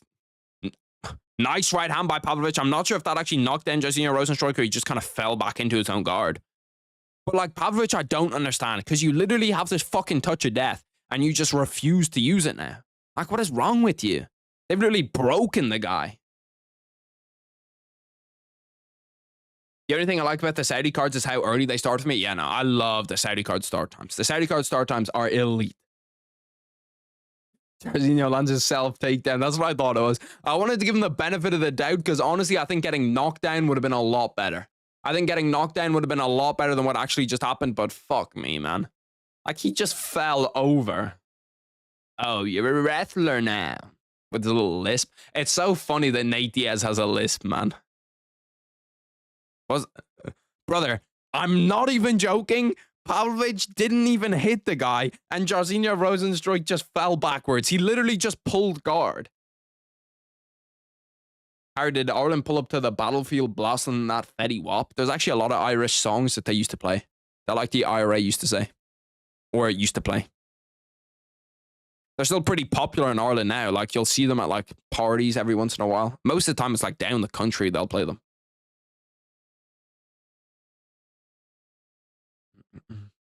Having the card start at 8:30 a.m. is sick. I honestly think, bro, the early start times are it for the UFC. Like, the early start times are way better than the late start times. What's Adam Schefter tweeting about? Gotta keep the Shams notice on for trade deadline, for NBA trade deadline on Thursday, because Jimmy Butler could be getting moved. The Aaron Fox could be getting moved. There's a lot of trades that could be going on. And Jimmy Butler is one of the main candidates that's meant to go. He's either going to go to the Suns or the Warriors. So gotta keep them noties on. I don't know how to score this. You score the first round for Pavlovich, definitely. Definitely Pavlovich. Like, Pavlovich was the only one that did something decent. How was he fucking tired? He literally just fainted for 5 minutes. These heavyweights could literally, like, I'd love to see a heavyweight MMA fighter walk upstairs. I honestly think that they're only making it halfway. I honestly think that they're only making it halfway. There are more Irish in the UK than in Ireland. I don't know if that's true. When did the cards start in Ireland? This card started at 2 p.m. for me. The actual like pay-per-view started at 11 p.m. But yeah, no, I do need to make it abundantly clear that next week for the pay-per-view, it's going to be, I'm going to only be doing the main card because I have to get my sleep schedule right for training. So I'm going to wake up, do the main card, then I might do a little stream after, and then we'll get the videos up. I'm in Canada and the shit started at 6 a.m. Holy fuck. The only problem with doing videos that day is that's the day of the Super Bowl. Robbie Glover, tweet now. Pavlovich is looking confident. Yeah, he's looking real fucking confident. Looking real confident and fainting. Like, Jesus Christ, bro. This is literally all he's done for the entire fucking fight. Also, I can't even get that annoyed at Pavlovich because at least he's throwing. Jairzinho Rozenstruik is just doing this. Like, it's... I don't understand how these guys are actual UFC fighters. I don't understand, like, do they train every day? Like, are these guys actually training? First of all, I don't understand how they're in such bad shape if you're training every day. Like, if you're training every day and you're training hard, you get into shape so fast. You could just do co-main and main. Now, I'm going to be there for the main card. Because I do want to also, like I feel like co-main and main, you're, like, locked in for, you know what I mean? Whereas I do want some time where it's just like all the boys in there and we're just fucking talking shit. Like, there needs to be an opportunity for me to discuss the impact of someone in the UFC having AIDS and then leaking on the canvas. That needs to happen still. So we'll be there for the main card. Warriors are asked, Jimmy doesn't raise their ceiling. I feel like Jimmy would low-key be kind of gross on the Warriors. Because, like, he would get so much space in the mid-range just because, obviously, they have Steph Curry who pulls 3 people to him. Is Rob even watching the same fight? Bro, most of the time, I just think that these guys just dick right to get on the UFC broadcast. Like, he'll be watching like a 115-pound unranked fight where neither of them have thrown a strike inside the first 15 minutes, and he'll be like, this is a savage, brutal fight. It's just unbelievably exciting. Hashtag UFC Saudi Arabia. Chill and learn geography. That's the thing. You learn something new every day. You learn that the Dutch had something going back in the 17th century. Is it just me or is this kind of stacked for a fight night? No, this is super stacked for a fight night. Like, this card, pound for pound, is better than next week. This card, pound for pound, is better than next week. the Warriors trolled after 2022. Oh, Sergey Pavlovich knocked down Jairzinho Rozenstruik, and he goes to take him down. What the fuck are we doing, Pavlovich? What's wrong with this guy, man? They've literally broken him. Tom Aspinall broke this guy's brain. It's like, you know, when they see like someone gets like a head injury or something, and they come back and they're like a completely different person. Pavlovich got knocked out, and he literally changed into a different person. This card is good on paper. Loki, it's been pretty good in general too. Like that Ziam fight was good. This is the first actual bad fight. The prelims were good. This Ziam fight was or the Ziam fight was good. Vinicius Oliveira fight was really good, and this fight's been just ass, just terrible.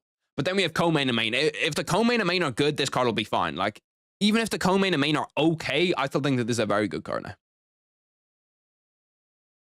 Yeah, it's UFC 300 levels compared to 312. 312 is ass, yeah, bro. Trust me. Like, 312 just fucking stings. Like, looking at this 312 card, bro, the prelims, the early prelims, are just fucking disgusting. Like, the only even interesting fight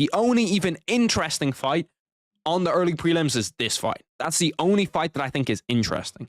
Apart from that, there's literally fucking nothing. Like, Park Hyung-sung, no. No. Anshul Jubilee, how is that guy still in the UFC? Kevin Jusay, no. Like, no. Wang Kong, no. You've lost all your hype. Dog shit. Like, fuck, this card's bad. Like, every time I look at it, it gets worse. Because most time in like a build up to a card, I'll kind of look at it and I'll be like, you know, it's not great, but the closer we get to the card, I'll kind of start getting more hyped up and more hyped up and more hyped up and more hyped up. Every time I go back to look at this card, it goes the opposite way. I'm like, Jesus Christ, bro, this card is horrendous.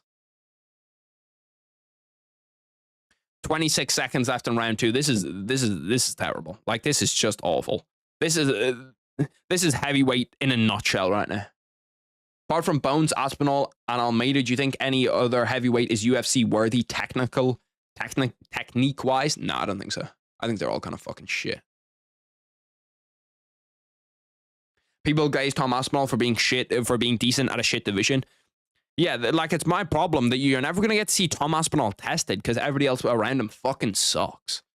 It's like seeing DJ's 11 defenses or like GSP's 10 defenses. Like, Tom Aspinall is going to be the same way, and he's going to need to get the same amount of defenses. Like, fucking DJ has a shit ton of defenses. GSP, Anderson Silva have a shit ton of defenses. But you just can't look at it because, like, you're looking at who they were beating, and you're like, this guy's a farmer, bro. Like, this guy's on a 5-loss streak in Eagle FC right now. How am I meant to take him seriously?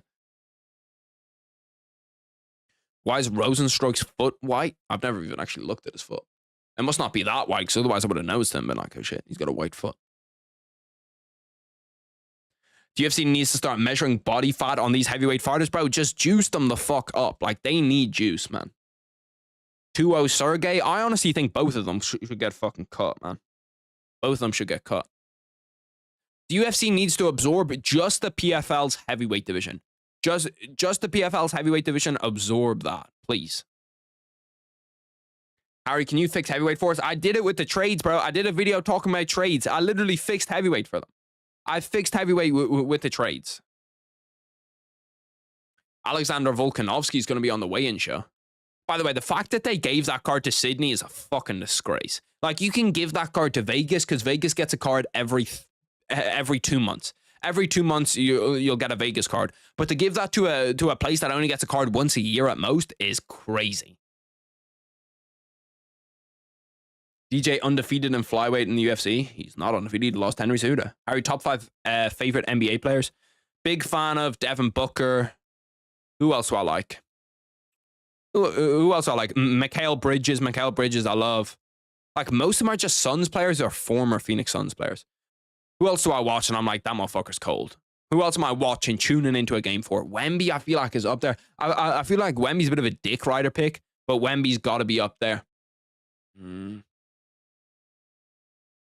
There's not that many NBA players that aren't on the Phoenix Suns that I truly like a lot. Like, I like a lot of the superstars, you know what I mean? There's also a lot of superstars I don't like. Don't like Luka Doncic, don't like SGA. Nothing to do with this card. Would you have any takes on Pantoja against Kai Kara France? I think that, like, it's an interesting fight for 125, but Pantoja wins that again, surely. Like, I just don't see a way in which Kai Kara-France beats him. I think if Brandon Moreno struggled to KO him, like, the only way Kai Kara-France wins that fight is if he starts them flat, which maybe he could too. Like, Pantosha's getting older and older and older, but I just see Pantosha winning that fight pretty easy. Top 5 boxers right now. My top 5 in terms of, like, pound for pound, are the top 5 that I like the most. I'm gonna go off top 5 pound for pound. It's gotta be like Usyk, Terence Crawford, Inoue. Who else is in that top 5? Beterbiev. It's probably low-key just Beterbiev, Bivol. That's probably top 5. Other than Jalen Green, when he's on fire. Jalen Green's actually not that bad to watch. Amen Thompson's not bad either. Amen Thompson's not that bad. KD's probably, actually, yeah, KD's definitely down on my top 5 too. Like, KD's just one of those guys that, like, when he's fucking hooping, like, when he's just balling, like, you just can't stop him. And I feel like people like that are super fun to watch. Would you rather drink Derek Lewis' sweat or smell Shamil Emil's armpit after a 5-round fight? Let me smell his armpit, bro. I'm good on fucking drinking somebody else's sweat. Like, Pavlovich has literally turned into a fucking full-on daggy. Oh, Pavlovich, man. You lost the only reason people actually wanted to fucking watch you, G. You lost the only reason people wanted to watch you. I don't know. Kai Kara-France is literally the worst style matchup. I don't think he's the worst style matchup. I feel like someone with actual, like, round 1 KO power is the worst style matchup.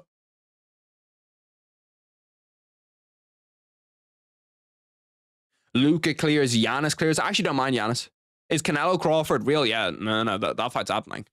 Crawford's going to get the dog shit beat out of him just because he's like, Canelo's going to be 30 pounds bigger than him, but the fight is going to happen. And I'm happy for Crawford getting his bag. Like, he's just out there getting a fucking full-on bag. Bro, this is one of the worst fights I've ever watched. I'm honestly not even trolling. This is up there. Like, Jairzinho Rozenstruik, when is the last time this guy has produced even a decent fight? I'm not talking about a good fight. I'm talking about, like, this guy has 2 of the last 2 worst fights I've watched in the UFC in the last 2 years. Please fucking cut this bomb. Oh my God, man. Who'd you pick for Topuria versus Islam? Islam. Heavyweight's so bad. I miss the days of JDS, Kane, Overeem, Verdun, bro. Like, heavyweight actually used to be good. Like, even heavyweight with, like, Miocic, you have Overeem still in there too, you have Cormier in there. Like, heavyweight used to even be decent back then. But now it's just fucking awful. Like, this honestly might be the worst the division has ever been inside the UFC, is this heavyweight. Might be the worst. My top 5 is Steph. Oh, yeah, Kyrie has to be down there too, actually. I'm bugging. Kyrie has to be down there, my top 5 favorite NBA players. Steph, Booker, Kyrie, Giannis, and then probably Jokic. Mine's probably KD. Who else is there? KD, Devin Booker, Mikal Bridges. I'll go with Kyrie Irving, and then who's the last one? Who's the last one that I put in there? There is one person. There's one like superstar that I actually really like to watch when he's cooking. Fuck. I can't remember who it is. I can't remember who I said. The stocks for Pavlovich are in the negative now. Yeah, bro. Just cut them fucking both, honestly. They're both fucking ass. Especially this bum, Jairzinho Rozenstruik. Like, can we please cut his ass? He's fucking awful, man. He's literally awful. Like, it's embarrassing that this guy's ranked. The most fun division for everyone to literally rip UFC heavyweight, bro. Heavyweight's one of the worst divisions. Like, this might be the worst division in UFC history. I'm not even trolling. This might be the worst division in UFC. Who's the pound king of boxing? Has to be Usyk. Has to be Usyk. Until Inoue beats somebody that's like at the level that Tyson. Well, it doesn't even to be at the level that Tyson Fury was at. But until Inoue beats a pound for pound type talent guy, I don't think you can put him up there with Usyk. Let's go see what Premier League game's on at 5:30. I know that there is one that's on. Because I'm not watching the rest of this shit. This is fucking awful. Wolverhampton Wanderers against Aston Villa. God, that's bad. That's really fucking shit. Right, that TV's going off. Wemby has so much potential and he's wasting at the Spurs. Now, the Spurs will be the Spurs will be good. The Spurs will be good. In the last 10 seconds they try something, bro, they fucking constantly do it. Where they're just like, fuck it, let me stand here and bang these last 10 seconds. As if you haven't just ruined my entire day by putting on a shit fight. Number 5 is LaMelo, not Jokic. I actually don't like watching LaMelo play that much. Like, he's cool. He's okay to play, but he wouldn't be on my top 5. Who's to blame for this current heavyweight? Fucking the fighters. They're all shit. Or USADA, you could kind of blame them a little bit, I guess. But the fighters just stink. Like, if the fighters were good, it would be different. You seen that Fox said he will sign to the Spurs in 2026, bro? Him and Wemby would be sick, bro. Him and Wemby together would be sick. This card is so bad. I actually think the card's been good. It's just that fight is dog shit. And one fight can legit ruin a card. Like, one fight can full-on ruin a card. I haven't eaten in nearly like 22 hours. I'm starting to feel it a little bit. Because I woke up, did the Easter egg. My eating window for my intermittent fasting opened up at like 5 p.m., 4:30. And, bro, Pavlovich looks confused as fuck as to where he is. He just does not look like he knows what's going on. But my eating window opened up at like, what, 5 p.m.? So, and then I just started streaming right away. So I haven't eaten in nearly like 20 hours. Card is good for fight night. Oh, GSP's in the crowd. Shout out fucking GSP. Bro, GSP ends up at the most random events in the entire UFC. Like, he'll just end up at like some random fight night in Utah. Cristiano Ronaldo and Turkey Al-Sheikh in the crowd. Shout out fucking Big Ronnie and Turkey in the crowd together. Shout out fucking Turkey. What a real G. Turkey's literally saved boxing. Turkey, please come to the UFC and save this as well. I'm begging you make that John Jones Tom Aspinall fight. That's literally the first thing that I'd say. Have I been to any UFC events live? No. Ronaldo could also make that fight. Ronaldo's fucking rich as fuck. Is he a billionaire? Cristiano Ronaldo's got to be a billionaire, right? See, the thing is, like, I'm not sure what like brands Ronaldo has. I know he did that weird thing with like the mouth trainers, like those jaw trainers where he was like wiggling. Cristiano Ronaldo is worth around 800 million. Damn, he's not even at a billion yet. That's crazy. Ronaldo, you gotta get a billion to your name, brother. It's embarrassing. Have all of that influence and not be a billionaire is honestly disgraceful. Messi's worth 850 million. How are you having Messi be worth more money than you? I don't know, because Forbes says he's worth 135, but I think Forbes is trolling, okay? Imagine how shit JDS versus Kane could have been if they're both at 265 with a Roy Nelson cut. Yeah. Like, bro, cardio is a real thing. You see that with merab. Cardio is like a real legit like weapon that a lot of people have. Also, like the stream, boys, really quick. Like the stream. Push it out to a few more people. Do it for the kid. They're showing shower bullet highlights with him sitting on his back. Bro, who put together this fucking highlight? Real. It's the worst highlight reel you could have put together. They're literally showing his worst moments. Need Sharon Izzy to cash my parlay already so far 3-0. I need, what do I need? Is there another fight in between Sharon Izzy? No, there's not. There's not. So, yeah, I also only need I need MVP and Israel Adesanya. I don't know how you bet on Shower Bullet, brother. I'm not gonna lie to you. I don't know how you bet on Shower Bullet. That seems like a major blunder for me. Always believe in your soul. Yeah, no, we need a fucking MVP victory here, boys. Everybody go through and pray for an MVP victory.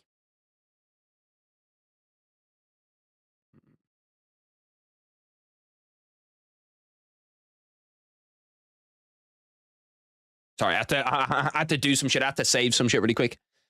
Man, Ronaldo don't got a bill even after the sellout of oil money to Al Nassr. Yeah, bro, how the fuck is he not a billionaire, bro? He's got to be on like 200-300 million a year in Saudi Arabia.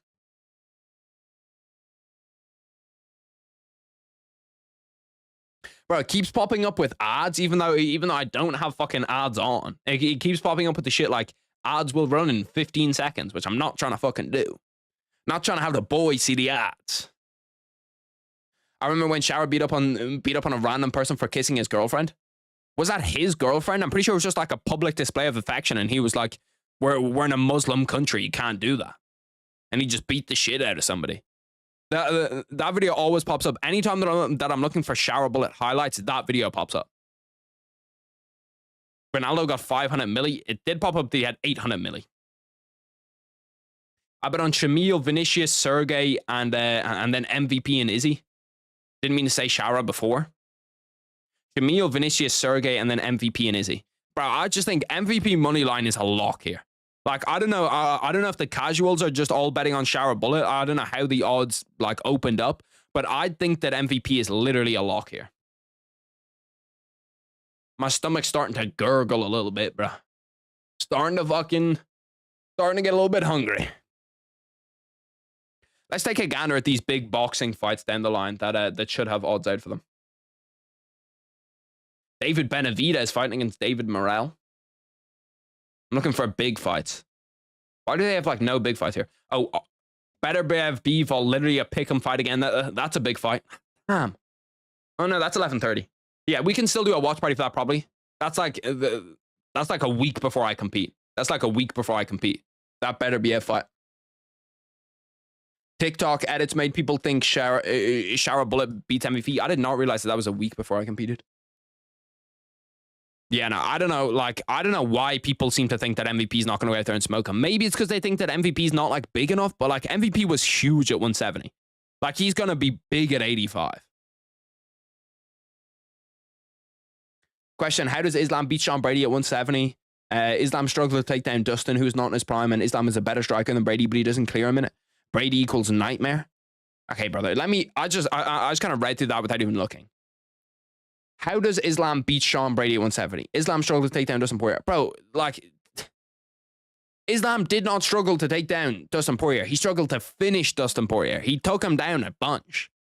Then he's also taken down Ronaldo Moicano, who's a black belt. Charles Oliveira, who's a black belt. Like, everybody that he's gone up against that's a good wrestler. And then Islam is a better striker than Brady, but he doesn't clear him in it. Islam's a way better striker than Sean Brady. I need to eat a rice cake or something. I nearly just pulled off my own fucking toe.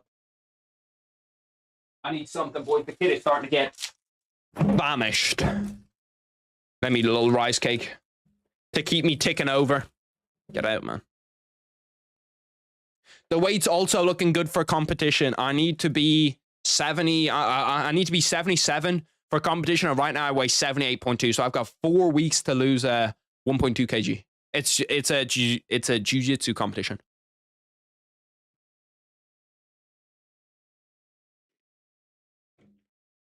Islam clearly wanted to strike more with Dustin. Yeah, I agree. That's another bad thing, though. If you get like drawn into that where you're like, my striking is good enough, I can KO somebody. Not a good thing.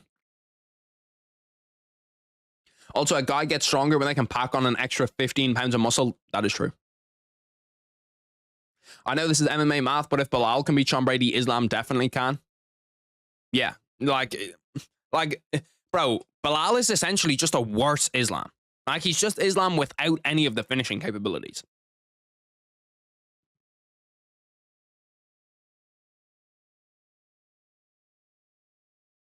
Let me unmute it. Damn.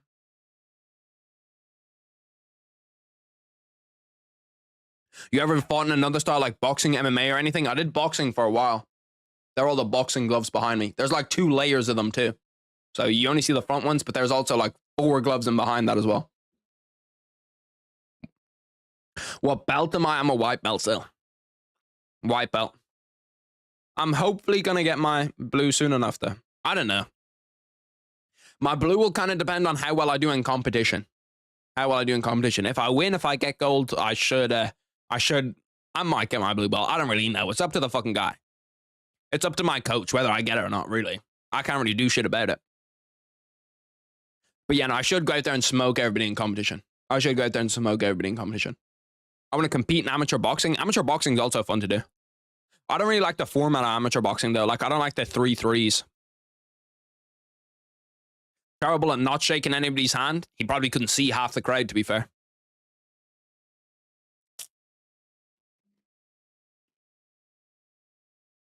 Bros, the Charles of white belts. I have been called the Charles Oliveira of white belts before.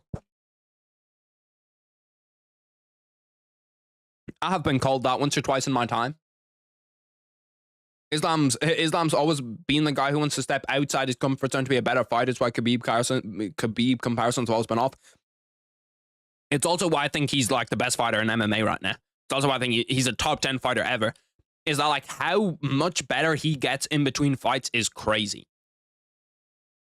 Which fighter are we at? We're at the co-main event, Shower Bullet against Michael Venom Page. Or who's the baddie on her gym? I seen her on the Instagram page of the Brew Grappling. I don't know.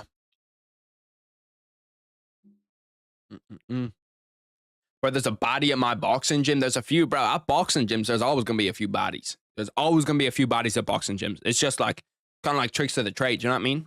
Because like, if you're boxing, you're going to be in good shape. You're going to be in good shape. Some of them are on boxing and some are in jiu-jitsu.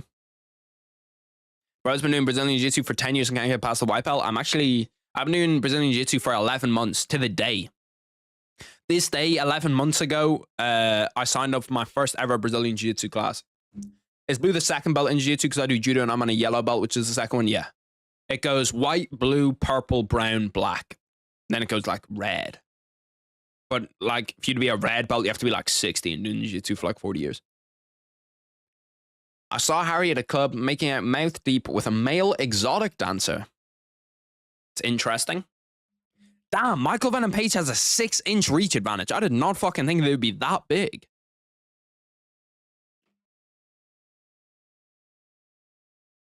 How long did I do boxing for? I did it for a few years. Like, I'm a better boxer than I am, or like in my prime. Prime for prime, I was better at boxing than I am currently at jiu-jitsu. How much does Brazilian jiu-jitsu training cost someone to get into combat sports? It costs me €25 a week. So it's €100 a month and I get unlimited classes. So I can go to as many classes as I want to go to.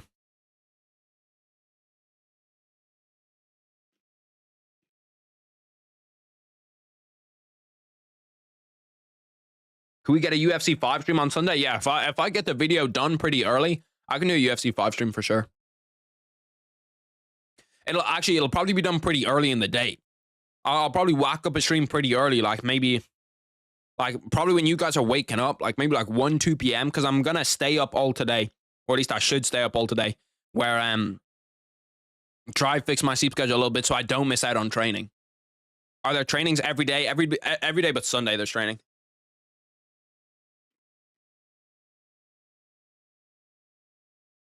They're showing Ronaldo turkey a la shake. Ronaldo was sitting there cage side and he just looks like he'd fucking... I wonder how Ronaldo would do in MMA. Will I compete in MMA? I don't really want to right now. Maybe I'll get the itch at some point to go compete in MMA, but right now it's not really in the plans.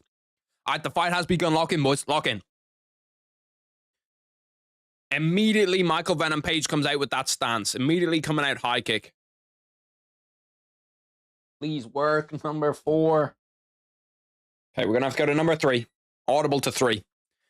That timer's going to go on at about 10 seconds. It's not going on for a minute. What time is it over there? It's currently 6:56 for me. They're going back and forth. This is a bit of a fucking high-paced fight. This is what we want to see.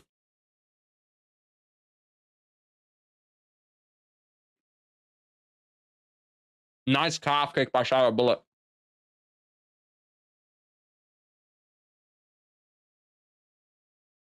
I always encourage everybody to get into a martial art of some kind. Martial arts of some kind are elite. You know what I mean? Like whether it's jiu-jitsu, boxing, Muay Thai, kickboxing. Really, whatever it is, any kind of martial art I feel like is good. Like I've never heard of anybody say that they started a martial art and regretted starting it. You know what I mean? Yeah, cricket training, damn. If Ronaldo went to MMA instead of football, he'd probably just get cooked. I feel like anybody that's that good at something could be that good at everything. Just didn't know he was 37. To be fair, 37 is old. Like 37's fucking old as shit. 3 minutes 33 left inside round 1. It's kind of like MVP hasn't thrown as much as I kind of wanted him to. Kind of wanted him to, you know, like apply the pressure a little bit. I suppose he is kind of a counter puncher. You know what I mean? He's waiting for Shower Bullet to make a mistake. And this does kind of happen when you get 2 high-level strikers that want to strike. It kind of does turn into one of these battles. Nice little jab by MVP. Nice one, too. Knocks down Shower Bullet. I'm not sure if that was a knockdown or just like a throwdown. I think he pretty much just like threw him onto the floor. MVP's looking loose, man. He's looking so loose. Like, his kickboxing is just so good. Shower Bullet's really struggling to hit that lead kick, dude. That lead little calf kick he's trying to hit. He's just like inches away all the time. He's struggling with that blitz too. Ooh, guillotine for Shower Bullet. Can he finish it? No, he's not going to finish that. Maybe a takedown for MVP, though. If MVP takes down Shower Bullet, that just shows you how big of a hole it is in his game. It just shows you how big of a fucking hole it is in his game. He's holding him up against the fence right now.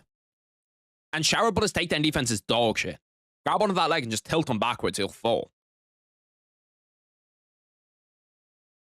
I am worried about a robbery decision in this, though. I am very, very worried about a robbery decision in this.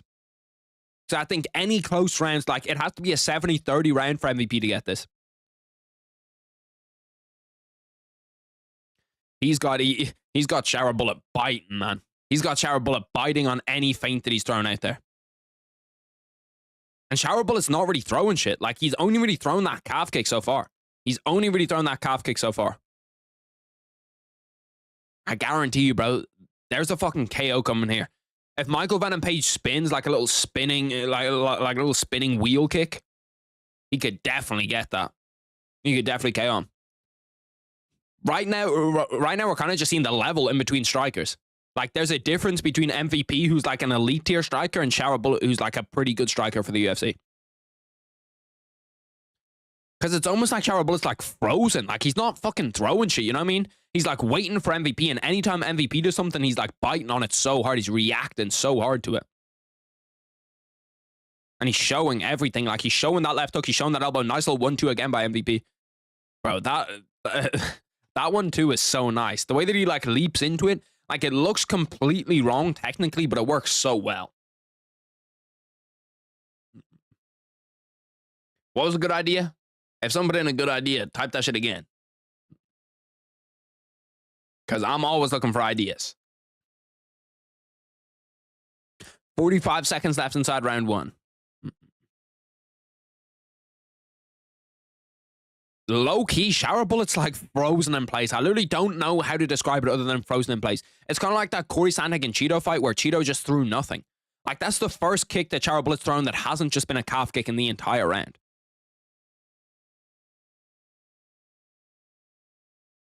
This is like as dominant of a performance as you can see without throwing that many strikes.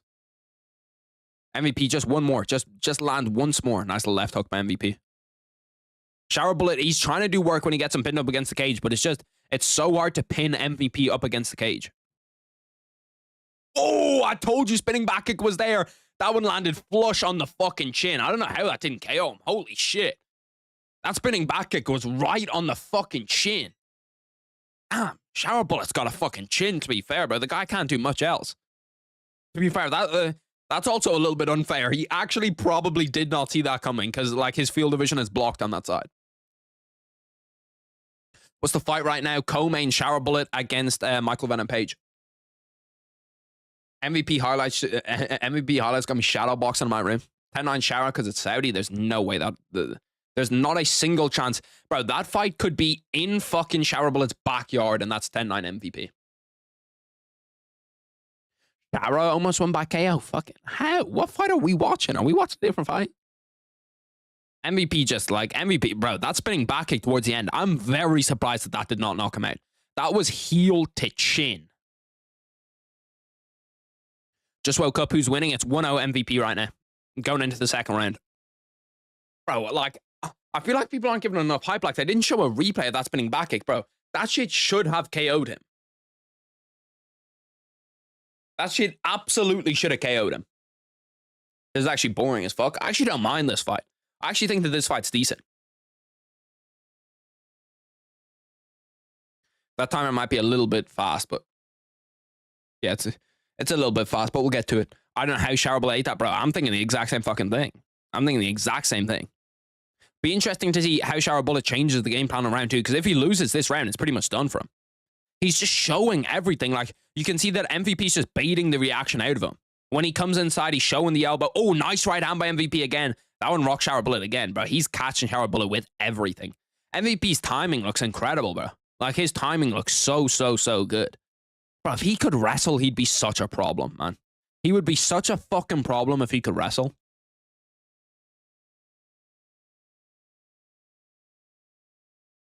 Like, he's just figured out Shower Bullet, you know what I mean? He's literally just figured out Shower Bullet. It seems like anytime the shower bullet like goes for that calf kick or tries to go low or something, he just gets clipped by a right hand every single time. And now he's almost scared of coming in and initiating because anytime he initiates, he gets clipped. Live odds are -115, -115. Brother, that is crazy live odds. Like, who do these people think that shower bullet is? Who do these people think that shower bullet is? They just watched him get absolutely whooped in that first round, and they're just like, yeah, no, I think that this fight's even.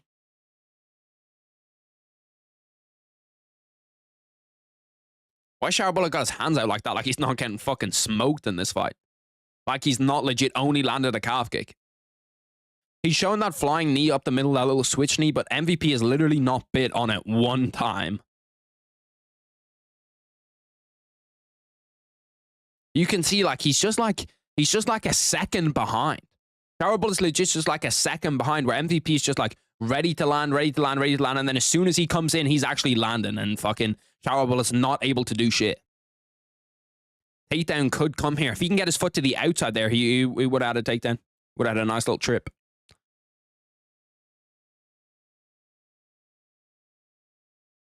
Two minutes 45 left inside round two.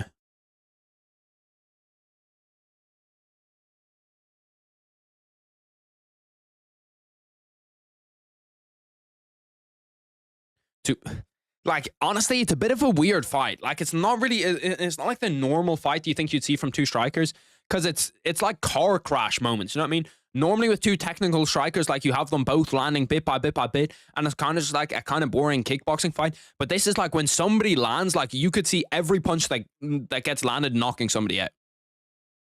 If shower bullet didn't have such a fucking insane chin, maybe, I don't know, maybe MVP. Oh, big flying knee by MVP. He switches it up so well, man. Like, he switches it up so fucking unbelievably well. Whereas, like, everything that he throws, like, I have no idea what's going to come next. I don't know how shower bullet has any idea. Because when I watch MVP, it's like flying knee, 1-2, like little spinning kick, calf kick, little teep up the middle. Like, he just does such a good job of mixing up his strikes.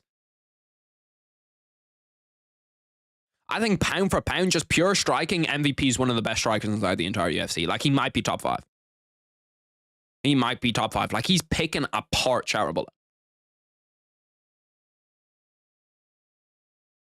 Shower doesn't have dog like I thought he did, bro. He's got a hell of a fucking chin.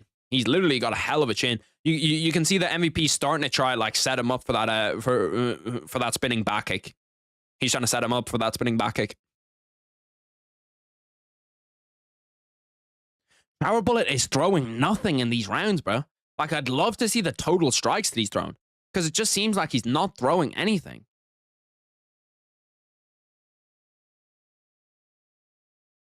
Another 1-2 into a spinning back fist from Michael Venom Page kind of lands.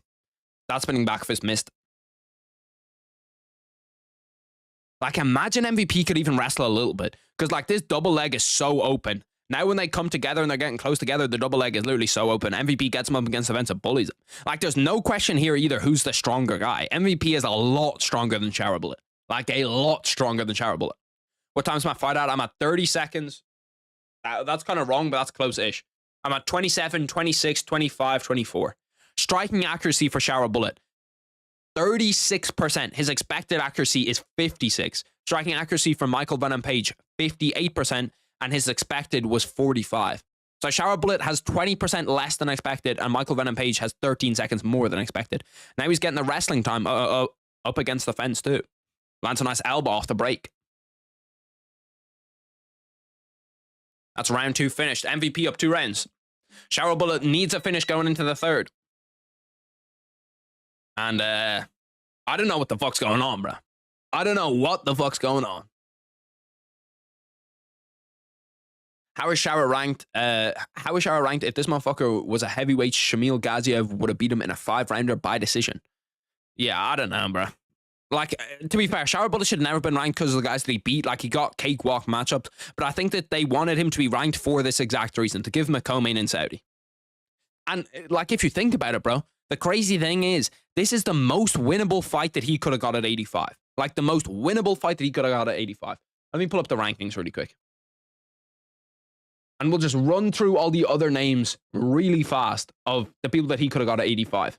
He could have had DDP, Strickland, Izzy, Hamzat, Robert Whittaker, Nastilian, Vivov, Karabaraya, Vittori. The only other winnable fight I could see for him is Jared Cannonier.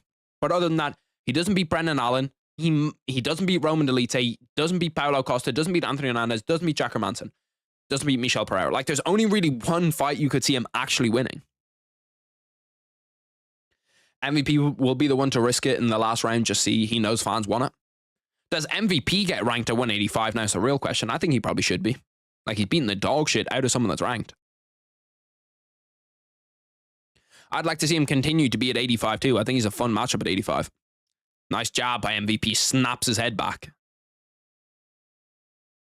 I don't know why Shower Bullet's taunting like he's not legit getting the dog shit beat out of him. Like, if I'm him, I'm incredibly disappointed with this performance. He literally hasn't landed anything clean. And it just shows you how fucking good of a striker MVP is. Like, MVP is a top-tier striker. Shower Bullet tries to go for, like, some fucking triple spinning shit. Some 360 kick. Doesn't hit it.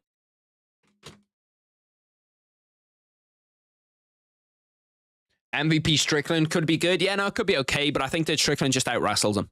Like, Strickland's also got a black belt. Strickland's a decent wrestler. I think that Strickland would legit just go out there and out-wrestle him. Shower's corner has it 1-1. Yeah, we're fucking bugging. Unless Turkey's slipping those little, slipping some fucking little money slips to the judges in between rounds, there's zero chance they could have that at 1-1.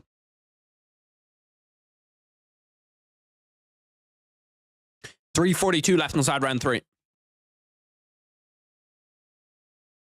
Nice little overhand by Michael Venom Page lands. Nice little left hand. Like, bro, I just don't understand. Like, there's no urgency from Shower Bullet here either. No urgency. And every time they get into the clinch, he tries to throw knees, bro. Like, you need to stop him from pinning you up against the cage and taking you down. Nice elbow off the break by MVP once again. I'm also surprised, bro. Like, Shower Bullet's built out of fucking metal, to be fair, because he hasn't even been cut by any of these. Like, he's been getting hit with elbows, nice 1-2s, knees up the middle, nice head kick, and he just hasn't been cut by any of it. It's flaccid. Strickland jab teeps to a split decision. I just think he wrestled him. He could wrestle him, probably submit him. We're almost halfway through this third round. We're seeing not a single ounce of like urgency from Shower Bullet. Shower Bullet has nothing where he's like, yeah, no, I need to go. I'm losing this fight. I actually need to go win this fight. My fucking nose is blocked again. Nice flying knee once again by MVP.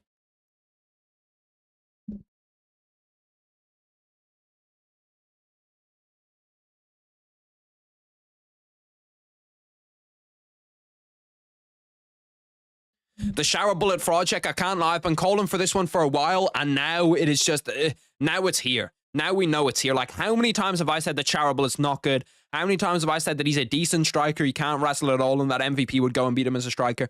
And now, boys, if you tailed my bet, we're Israel Adesanya beating Nasruddin Imavov off €200. That's where we are. For the casuals, this is as bad as the Talbot fraud check. For the TikTok edit guys, bro, this is horrendous. This is absolutely horrendous. This is like Izzy losing to Sean Strickland type of levels for those TikTok edit guys. Where they're like, I thought the Shower Bullet was the best fighter ever. Right nostril, it's actually the left nostril. It's actually the left nostril that always ends up getting blocked. Well, actually, I think it might have been the right. It swaps, to be honest. It swaps. It goes in between. I don't even know what does it too. Like, there's something that I'm obviously eating or doing that fucks up my nostrils. Maybe it's when I talk too much. I don't know. I have zero idea what it is, but it's pretty much only when I'm streaming. 1 minute left in round 3. Shower Bullet needs something major here. He needs something major here, and I think he's going to walk into something is his big problem. That was a nice little 1-2 into a knee by Shower Bullet. That was a nice little 1-2 into a knee. Shower Bullet, to be fair to him, is kind of doing well in this like the last like minute of this round 3. He's done a little bit more. He started to become a little bit more active, started to become a little bit more difficult to hit. But it doesn't matter, because now we're at the very last round with 1 minute left, where you're obviously down 2 rounds. Significant strike totals. Shower Bullet had 10, MVP had 13, Shower Bullet had 16, or Shower Bullet had 9, MVP had 16, and then round 3, Shower Bullet has 20, MVP has 14. Crowd screaming for Shower gonna edge him the win. Like, there's not a fucking chance he's won this fight. Oh, he's got up kicked right in the chin too. Like, that spinning back kick at the end of round 1 alone should win MVP this fight. He's a triangle too.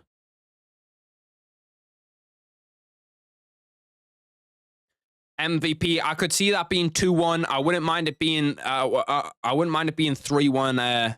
Or I could see that being 2-1 MVP or 3-0 MVP. If Shower Bullet's name is even mentioned anywhere, it's fucking. It's just Saudi. About to see an early contender for robbery of the year. I'm kind of getting a little bit worried. I'm not gonna lie to you. I'm kind of getting a little bit worried. Would you never do YouTube ever again for martial arts again?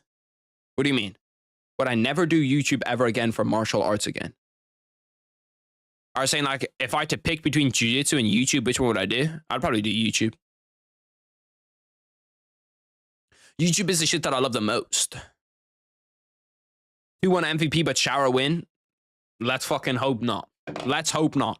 Let's hope MVP does not get robbed. He shouldn't. Like, this should be a fucking easy decision. A really, really easy decision.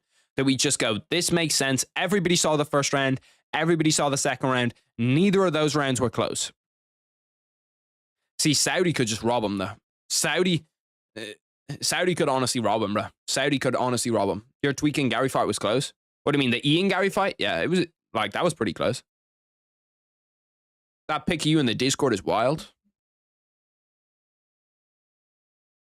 I didn't see a pic of me.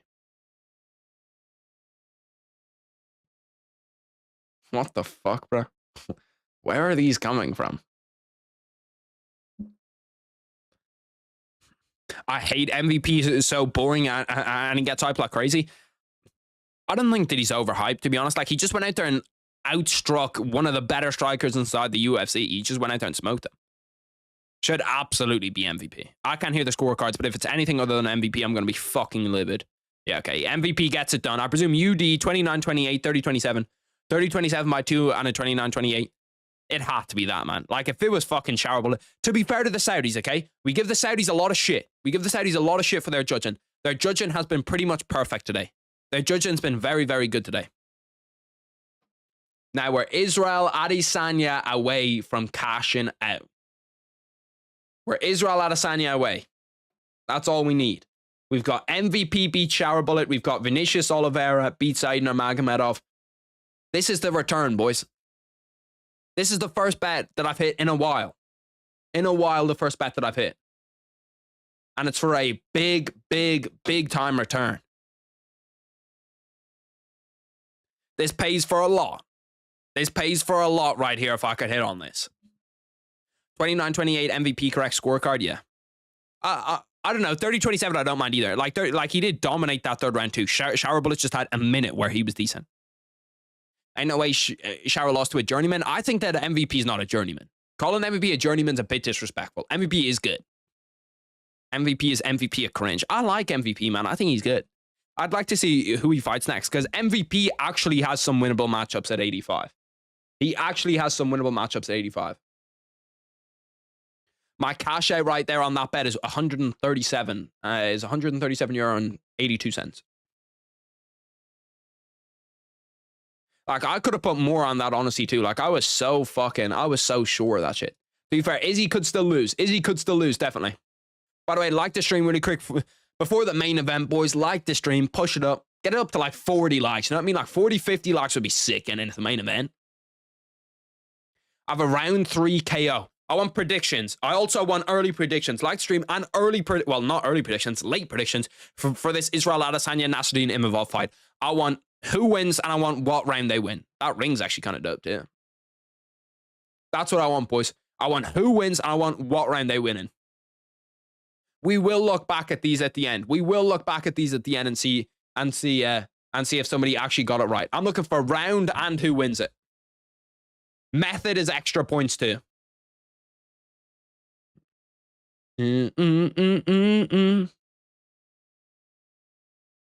Imavov is way better than Shara. Imavov round 6 twerking. That is crazy. Izzy 3rd round. Izzy round 4 KO. Izzy 4th round KO. Izzy 2nd round. Damn, everybody going Izzy. Izzy round 4. Imavov by split. Izzy for early 3rd round TKO. Everybody thinks Izzy. Imavov 4-1 with 3 close rounds that Saudi helps Imavov win. We all know Shara wouldn't survive the top 5 185. Bro, he doesn't survive the top 15 or 185. Never mind the top 5 185.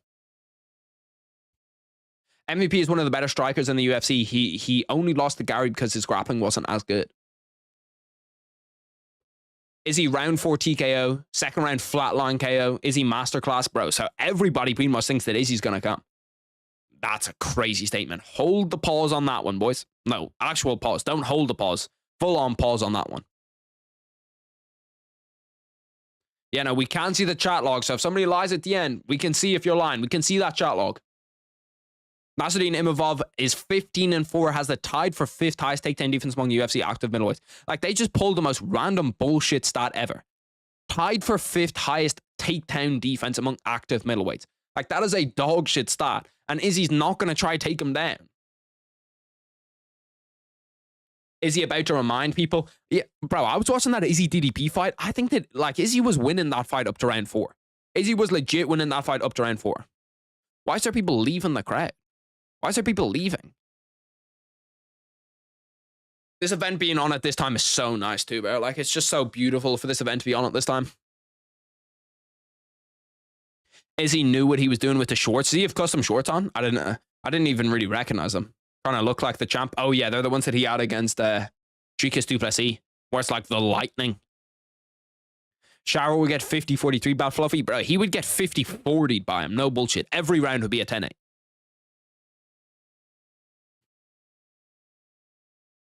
Izzy was broken by Strickland. I don't know, because like he looked good against DDP. Like he actually looked good against DDP. Imavov going to turn into a Daggy? He already is a Daggy, I'm pretty sure. I'm pretty sure he's from Dagestan. He just lives in France.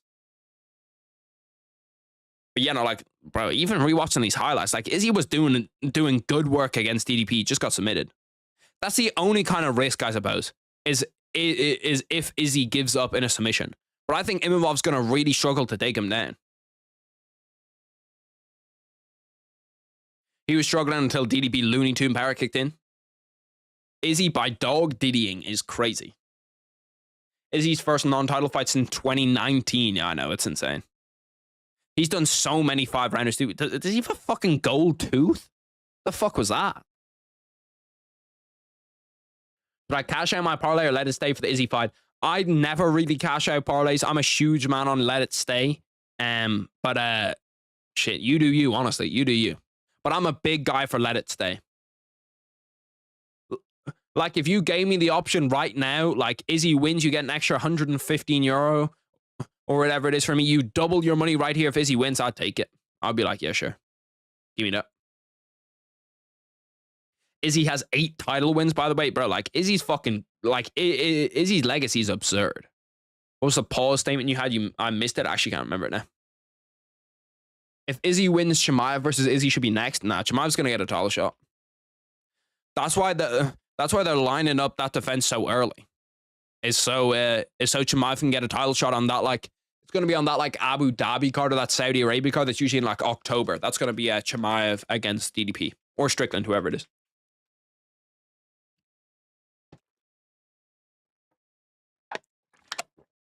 Izzy's so weird. He looks like a world beater one fight and then looks like he's afraid to punch the next.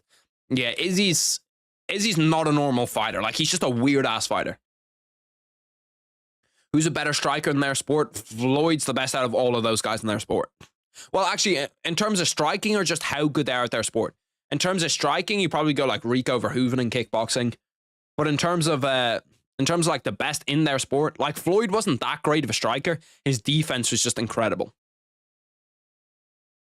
Do I think Chimaev wins his title fight? Against Strickland, yes. Against DDP, no. Hamzat got his UAE citizenship 2 to 3 days ago. Yeah, I saw that they gave him a passport. I'm surprised that it took him that long, to be honest. I thought that he would have had that shit fucking ages ago. Like, I thought he would have had that shit years ago. Izzy by dog jerking. What are we fucking doing here? Izzy by dog jerking. I need them to walk out, though, man. I'm sick of these fucking huge breaks in between UFC fights.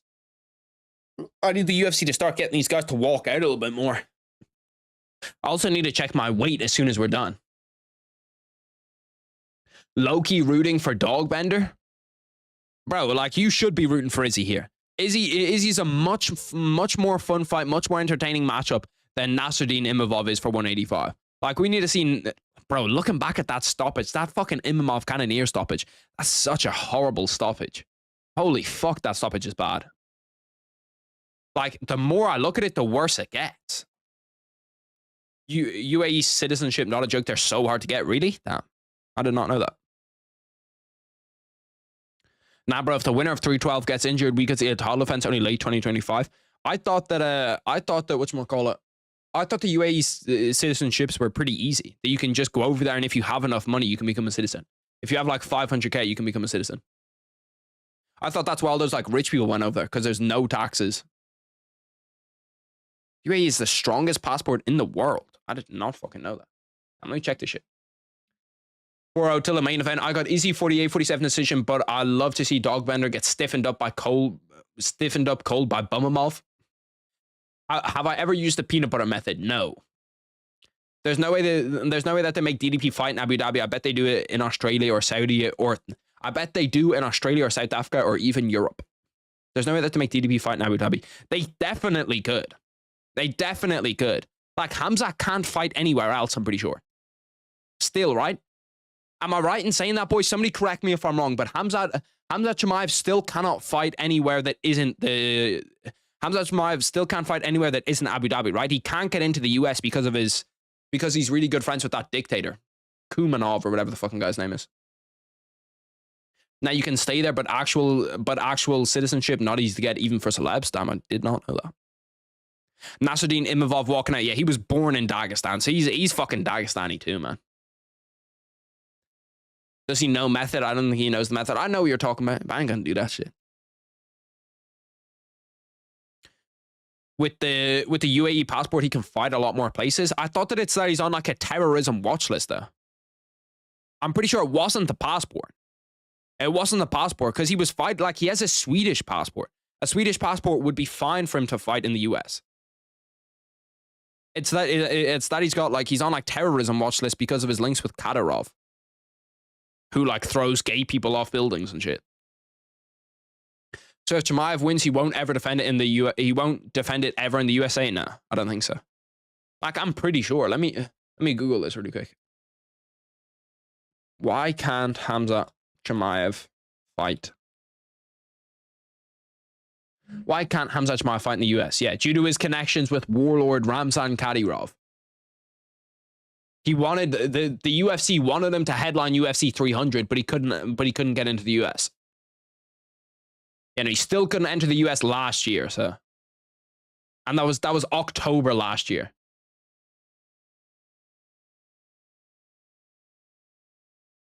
I guess Harry's getting thrown off a building. I guess you're getting thrown off a building, bud. You can't keep a belt in a location. He needs to fight. He needs to fight at least in Europe or Aussie. Yeah, he might be able to fight in Australia. I don't know. Europe, he probably can fight in. But like, it makes sense. Like, bro, if you think about it, most of Islam's defenses are going to be in Abu Dhabi, or most of them are going to be in Saudi. No, he isn't Swedish anymore. Yeah, but he has a Swedish passport. Would have been pissed if Hamzat headline 300 no cap. I honestly would not have minded it. It would have been what? Hamzat DDP headlining UFC 300? I think that would have low-key been pretty sick. I think that low-key would have been pretty good. What music is Izzy walking out to? What's Izzy's walkout like? Made $16 betting on MVP earlier. Glad I trusted my gut. I need Izzy to win this for me to make €250. Dun, dun, dun, dun, dun, dun, dun, dun. I can feel it coming in the air tonight. Islam fights half and half. Yeah, I suppose. Like, Islam can defend in the US, and he definitely has fought in the US a lot. But most of the time, like, they want him on Abu Dhabi cards. They want him on Saudi Arabia cards. He's a huge star over there. It's like them having Volk fight in Australia. It's like them having Conor fight in Vegas, or if Conor was to fight in Ireland. Like, He's just a huge star in that location, so obviously they want him to fight there. It's like Izzy fighting in the US. Like, Izzy fights super often in the US because he's a big star in the US or in Australia. Looking out to 4K by El Alpha. I don't even know what that is. What are the odds? The odds, Izzy's a favorite. He's kind of like, I don't know what it is in American odds. He's almost like 1.5. It's 1.5 to like 2.4.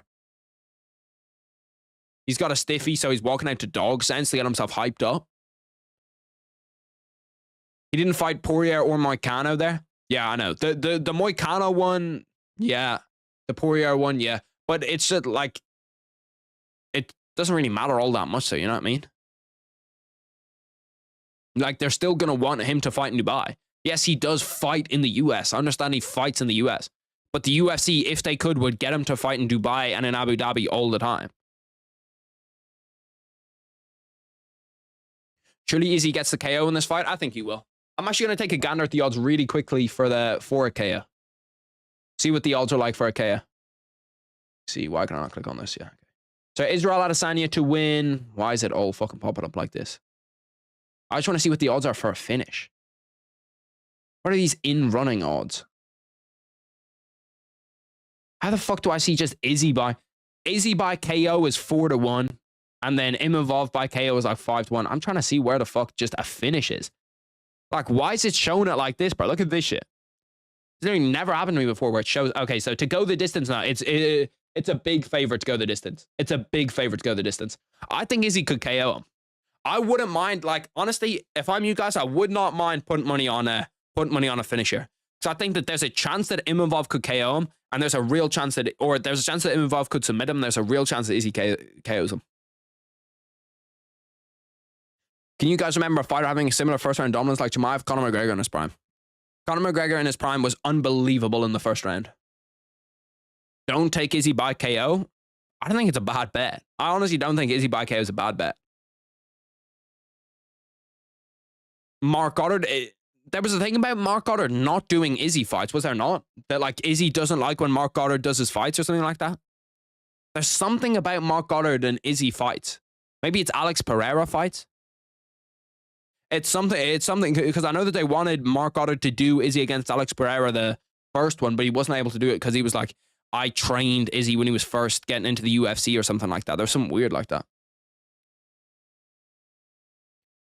If Izzy is patching things up with his former opponents, maybe he's worked things out with the dogs too, man. You never know. Yeah, maybe the dogs have forgiven him for his malfeasance. Minus 155 in the US. Yeah, that's like... Oh, wait, so is 1.55, is that minus 155? Is that the same thing? So if someone's like minus 270, they're... Oh no, that would be fucking super difficult to do in my head. Because minus 270 is not... Well, minus 270 might actually just be 1.27. Damn, that's actually changed my entire thing on odds. Mark coached him very early. Yeah, that's what I thought it was. I saw someone in an interview about it, but that's why I'm super surprised that he's doing this fight. Is he training with 2 German shepherds for this fight? Surprised he didn't get more. Harry, would you rather clap a dog or get clapped by said dog? Let me clap it. Let me hit it. Why not? A few years ago, putting money on first round finish for Adesanya was pretty good. Not now though. I think that Izzy does get finishes. Like, people kind of overrate how little he gets finishes, you know what I mean? Like, he finished Alex Pereira, didn't finish Strickland, didn't finish DDP, but he lost both of those fights, got finished in one of them. But, like, there was chances for him to finish Alex Pereira at all points, at every point in those fights. Listen to Amir. He's spitting facts right now. Your minus 270 means you have to bet 270 to win 100. If you're plus 270, it means you have to get 270 back. It means you get 270 back if you bet 100. Yeah, no, I understand how those odds work. But I don't understand how they're different between the 1.27. Mark got to support his boy against the Saudi judges. Yeah, he's got to take a few points away. Bum. Is he looks in good shape, lighter than what he was against DDP? He does look in good shape. I remember he tried to like bulk up for that DDP fight, and I just don't really understand that. I just don't really understand bulking up for that DDP fight. Mark Goddard's also got a nice little fresh trim. Usually his hair is a little bit longer than that. My favorite Chinese fighter, Izzy, will put on a masterclass. I think my prediction is Izzy via round 2 KO. I'm going Izzy round 2 KO, official prediction. What's your thoughts on Islam wanting to go up to 185 to fight DDP? Yeah, it's dumb. The fight has begun. Israel Adesanya already coming out, already getting active fast. Izzy looks good already, man. Like, this is 10 seconds in, and I can just see that Izzy looks good. The only thing I'm a little bit worried about with Izzy is how much he's kicking. Like, one of these kicks could get caught fairly easily. 4. Come on, man. Just fucking click. Timer is good. Love your streams. Always listening at work. I appreciate that. Cal. 4 minutes 15 left inside round 1. Israel Adesanya, nice teep to the body, man. He's looking clean. He's looking fluid. Like, he's looking like you know when you just kind of see a striker that's in flow? That's kind of how Izzy looks right now. Like, he just looks like he's in flow. Nice head kick defense, though, by Imavov. I always mix up Imavov's name between Imamov and Imavov. I always call him Nasruddin Imamov. Imavov not really doing shit, though, right now. He's just kind of looking for calf kicks, looking for leg kicks. Shoots in on a double leg. This is interesting to see. Can he finish this? Because this is not a great shot. Izzy should be able to defend this. Gets a wide base, kind of getting tilted backwards, trying to trip him. Ends up in a scramble. Izzy gets back up to his feet, ends up winning the scramble. Goes for a reversal on Nasruddin Imavov. Trying to show some wrestling of his own. That wasn't a great shot, and Izzy did well to defend it.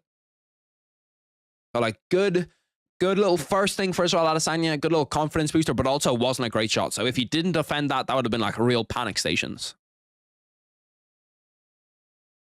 Izzy's looking good on the feet, though. Imavov's already got some damage right around the eyes. That jab seems to be doing a lot of work for Izzy. Nice calf kick by Izzy. Like, his striking has just improved so much since that Alex Pereira fight. Like, I feel like going through Alex Pereira, then Strickland, then DDP, like, it improves your striking a ton. Another takedown attempt. Good defense from Izzy. Nasruddin Imavov had a body lock. That was really, really good defense from Izzy. 2 minutes 40 left inside round 1. Almost halfway through, and Izzy's kind of commanding the pace right now, winning all the striking battles. Nasruddin Imavov's had 2 takedown attempts, and both of them have been stuffed so far. So Izzy doing a really, really good job in this first round. And Izzy's one of those guys where he figures you out bit by bit by bit by bit by bit. He's someone that, like, figure you out time after time after time after time after time. Where, like, if you throw that jab more than 3, more than 4 times, he's going to have a counter right there. This glaze is otherworldly. Shit's just the truth. Izzy's doing super well. Bro, your stream has a 30-second latency. Is it due to how YouTube streams real time? Yeah, no, YouTube just whack a delay on it. YouTube whack like a big time delay on all streams. See, most people don't like Izzy, but I'm telling you, bro, Izzy's one of those guys. Fantastic. And Izzy's last performances haven't been bad. Like, the Strickland one was bad, but the DDP one I actually thought was good. He's smoking him involved here. Smoking him involved. 1 round in. This has been a great round. Would you rather motorboat Derek Lewis? What the I can't even answer that fucking question. Like, what the fuck is that question? AZ by round 2. That was my prediction too. It was round 2 KO.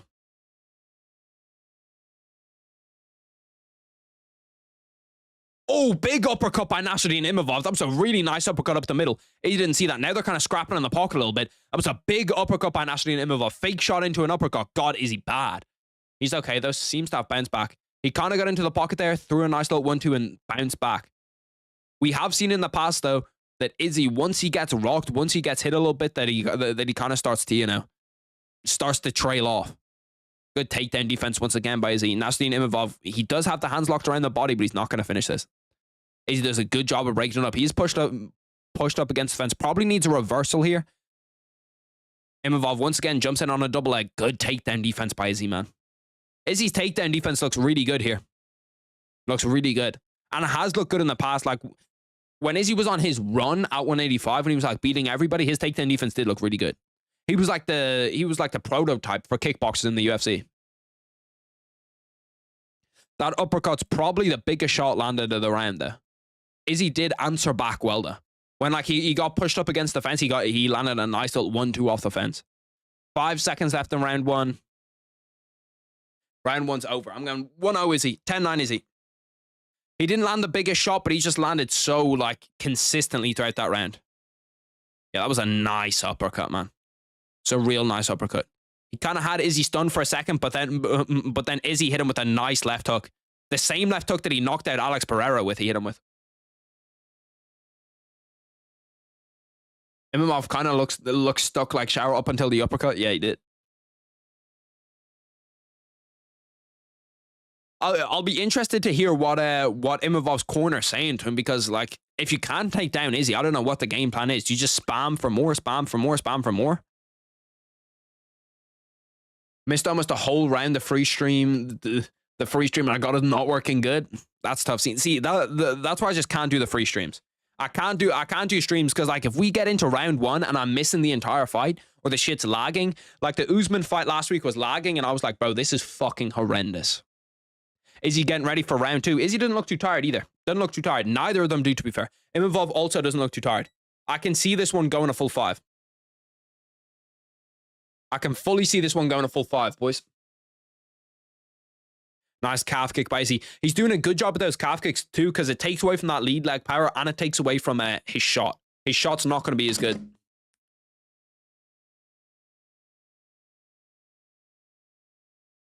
Nice little eye poke. You know, that was an eye poke. Izzy says he's good. Izzy said he's good. It was a nice old 1-2 to the body before that freeze. Oh, Imavov cracked Izzy. Izzy's hurt. Izzy's done. Izzy's out. Izzy's out. He's out cold. Fight's over. Nasruddin Imavov via round 2 KO. Damn. Damn.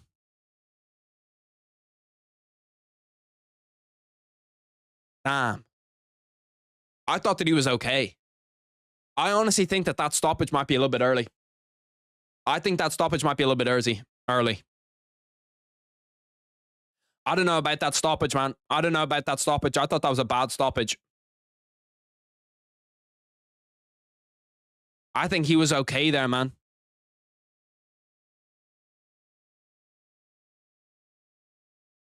I don't know about that stoppage, man. I don't know about that stoppage. I think that stoppage is bad. I think that stoppage is bad. Yeah, I think that Izzy's done, boys. I think that Izzy might be done. The chin might be gone. Nice little 1-2. Caught him clean. Same 1-2 that Strickland caught him with, man. Same 1-2 that Strickland caught him with. Just a little right hand over the top. Yeah, he drops his right hand low, gets clipped. I don't really love this stoppage, though. I don't love that stoppage. I think that stoppage is a little bit early. Izzy looked okay. Like, I thought that he was out, but I think you give him that extra second to recover here. Like, up against the fence, I wouldn't have minded it, but I think once he goes to turtle there and he starts to get up onto his side, I think that he's actually okay. I think that he's actually okay. I'm not sure about that stoppage. Think it was early. Think that stoppage was definitely early. Izzy's going to retire. I don't know if he retires, but there's not much for him left to do inside the UFC now. Like, even there, he looks okay. Like, he doesn't look wobbly, got up, was on 2 feet, looked fine. He did get caught, definitely. He definitely got caught. I think he could retire because he's bowing in the middle of this. He's bowing in the middle of the octagon.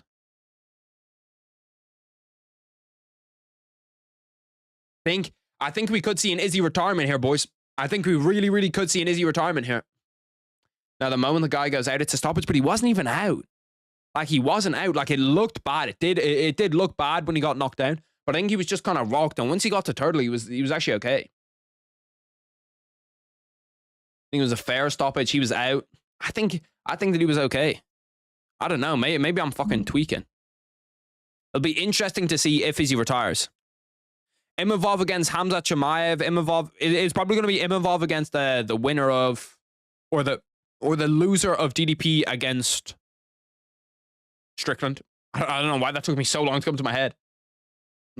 Let's see. Let's see. Any predictions? Early predictions on yes or no? Does Izzy retire? Yes or no? I think Izzy does retire. With him bowing to the crowd there, it makes me think that Izzy's going to retire.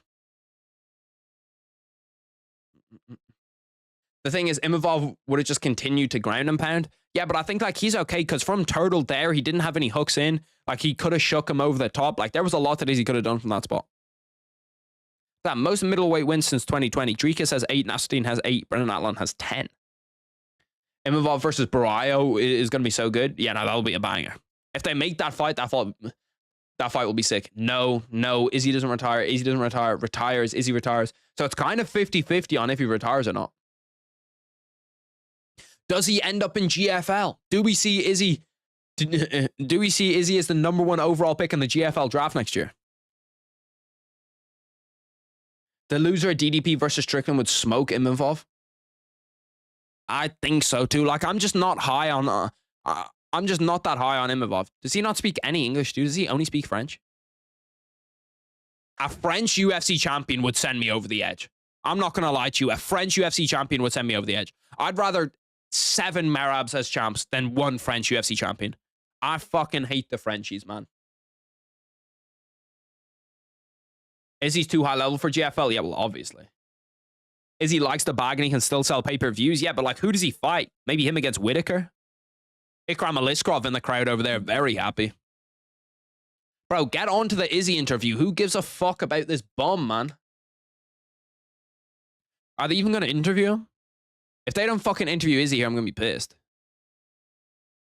And stop interviewing Imavov so much. Like, who gives a single flying fuck about the guy, man?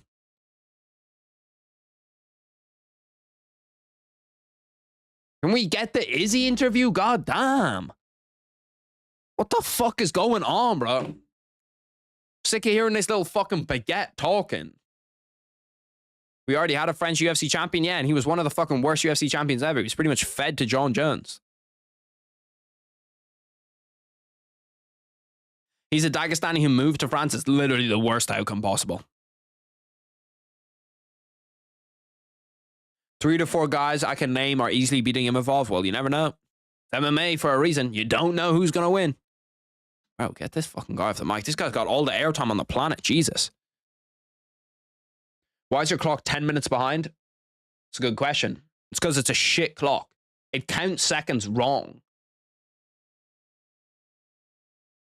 We have to wait to see the stoppage again. I thought the stoppage was early. I really thought that the stoppage was early. This guy is still talking, man. How long is this interview going to be? Like, are they trying to fill airtime or something? What the fuck is going on? This might be the longest UFC interview I've... Like, GSP fucking retired and they gave him like 3 or 4 minutes. This guy's had a full 10-minute prologue where it's a Q&A in between him and Paul Felder where they're going back and forth. The only thing anybody cares about here is an Izzy interview to see if he retires. Imavov's going to go, I want to get the title shot, when we all know he's not going to get the title shot.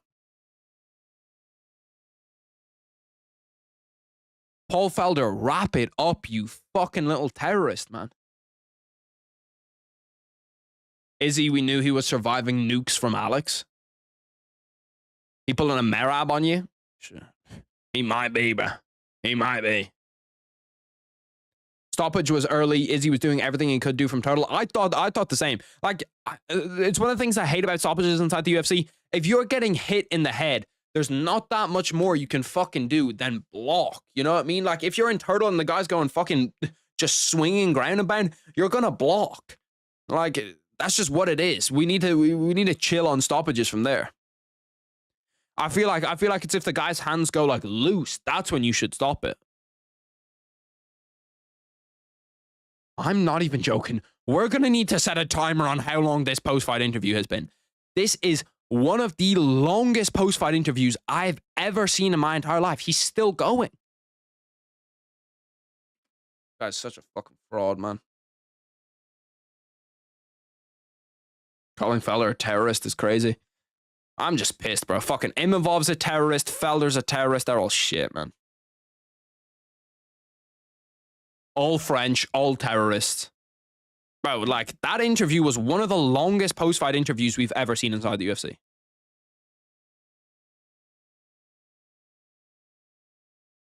And we're getting no Izzy interview. No Izzy interview? What the fuck is this? All right, well, boys, I appreciate all the love. I appreciate everybody showing up, showing through, showing off. We might be live tomorrow, depending on what happens. I probably will be live tomorrow.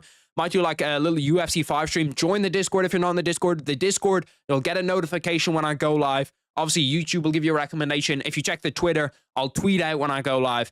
So you'll see it. You know what I mean? Like if you follow me on Twitter, if you're in the Discord, you'll get to see when I go live. And for next week, for the main card, just while everybody's here, for next week, we're only going to be live for the main card. I need to fix my sleep schedule because I'm competing in a few weeks. So my sleep schedule can't be super uber ass. So for next week, we're only doing the main card for the pay-per-view. So just so nobody's confused, I will put it up on Twitter and Discord, everyone else too. But I appreciate all the boys showing love. I appreciate you all coming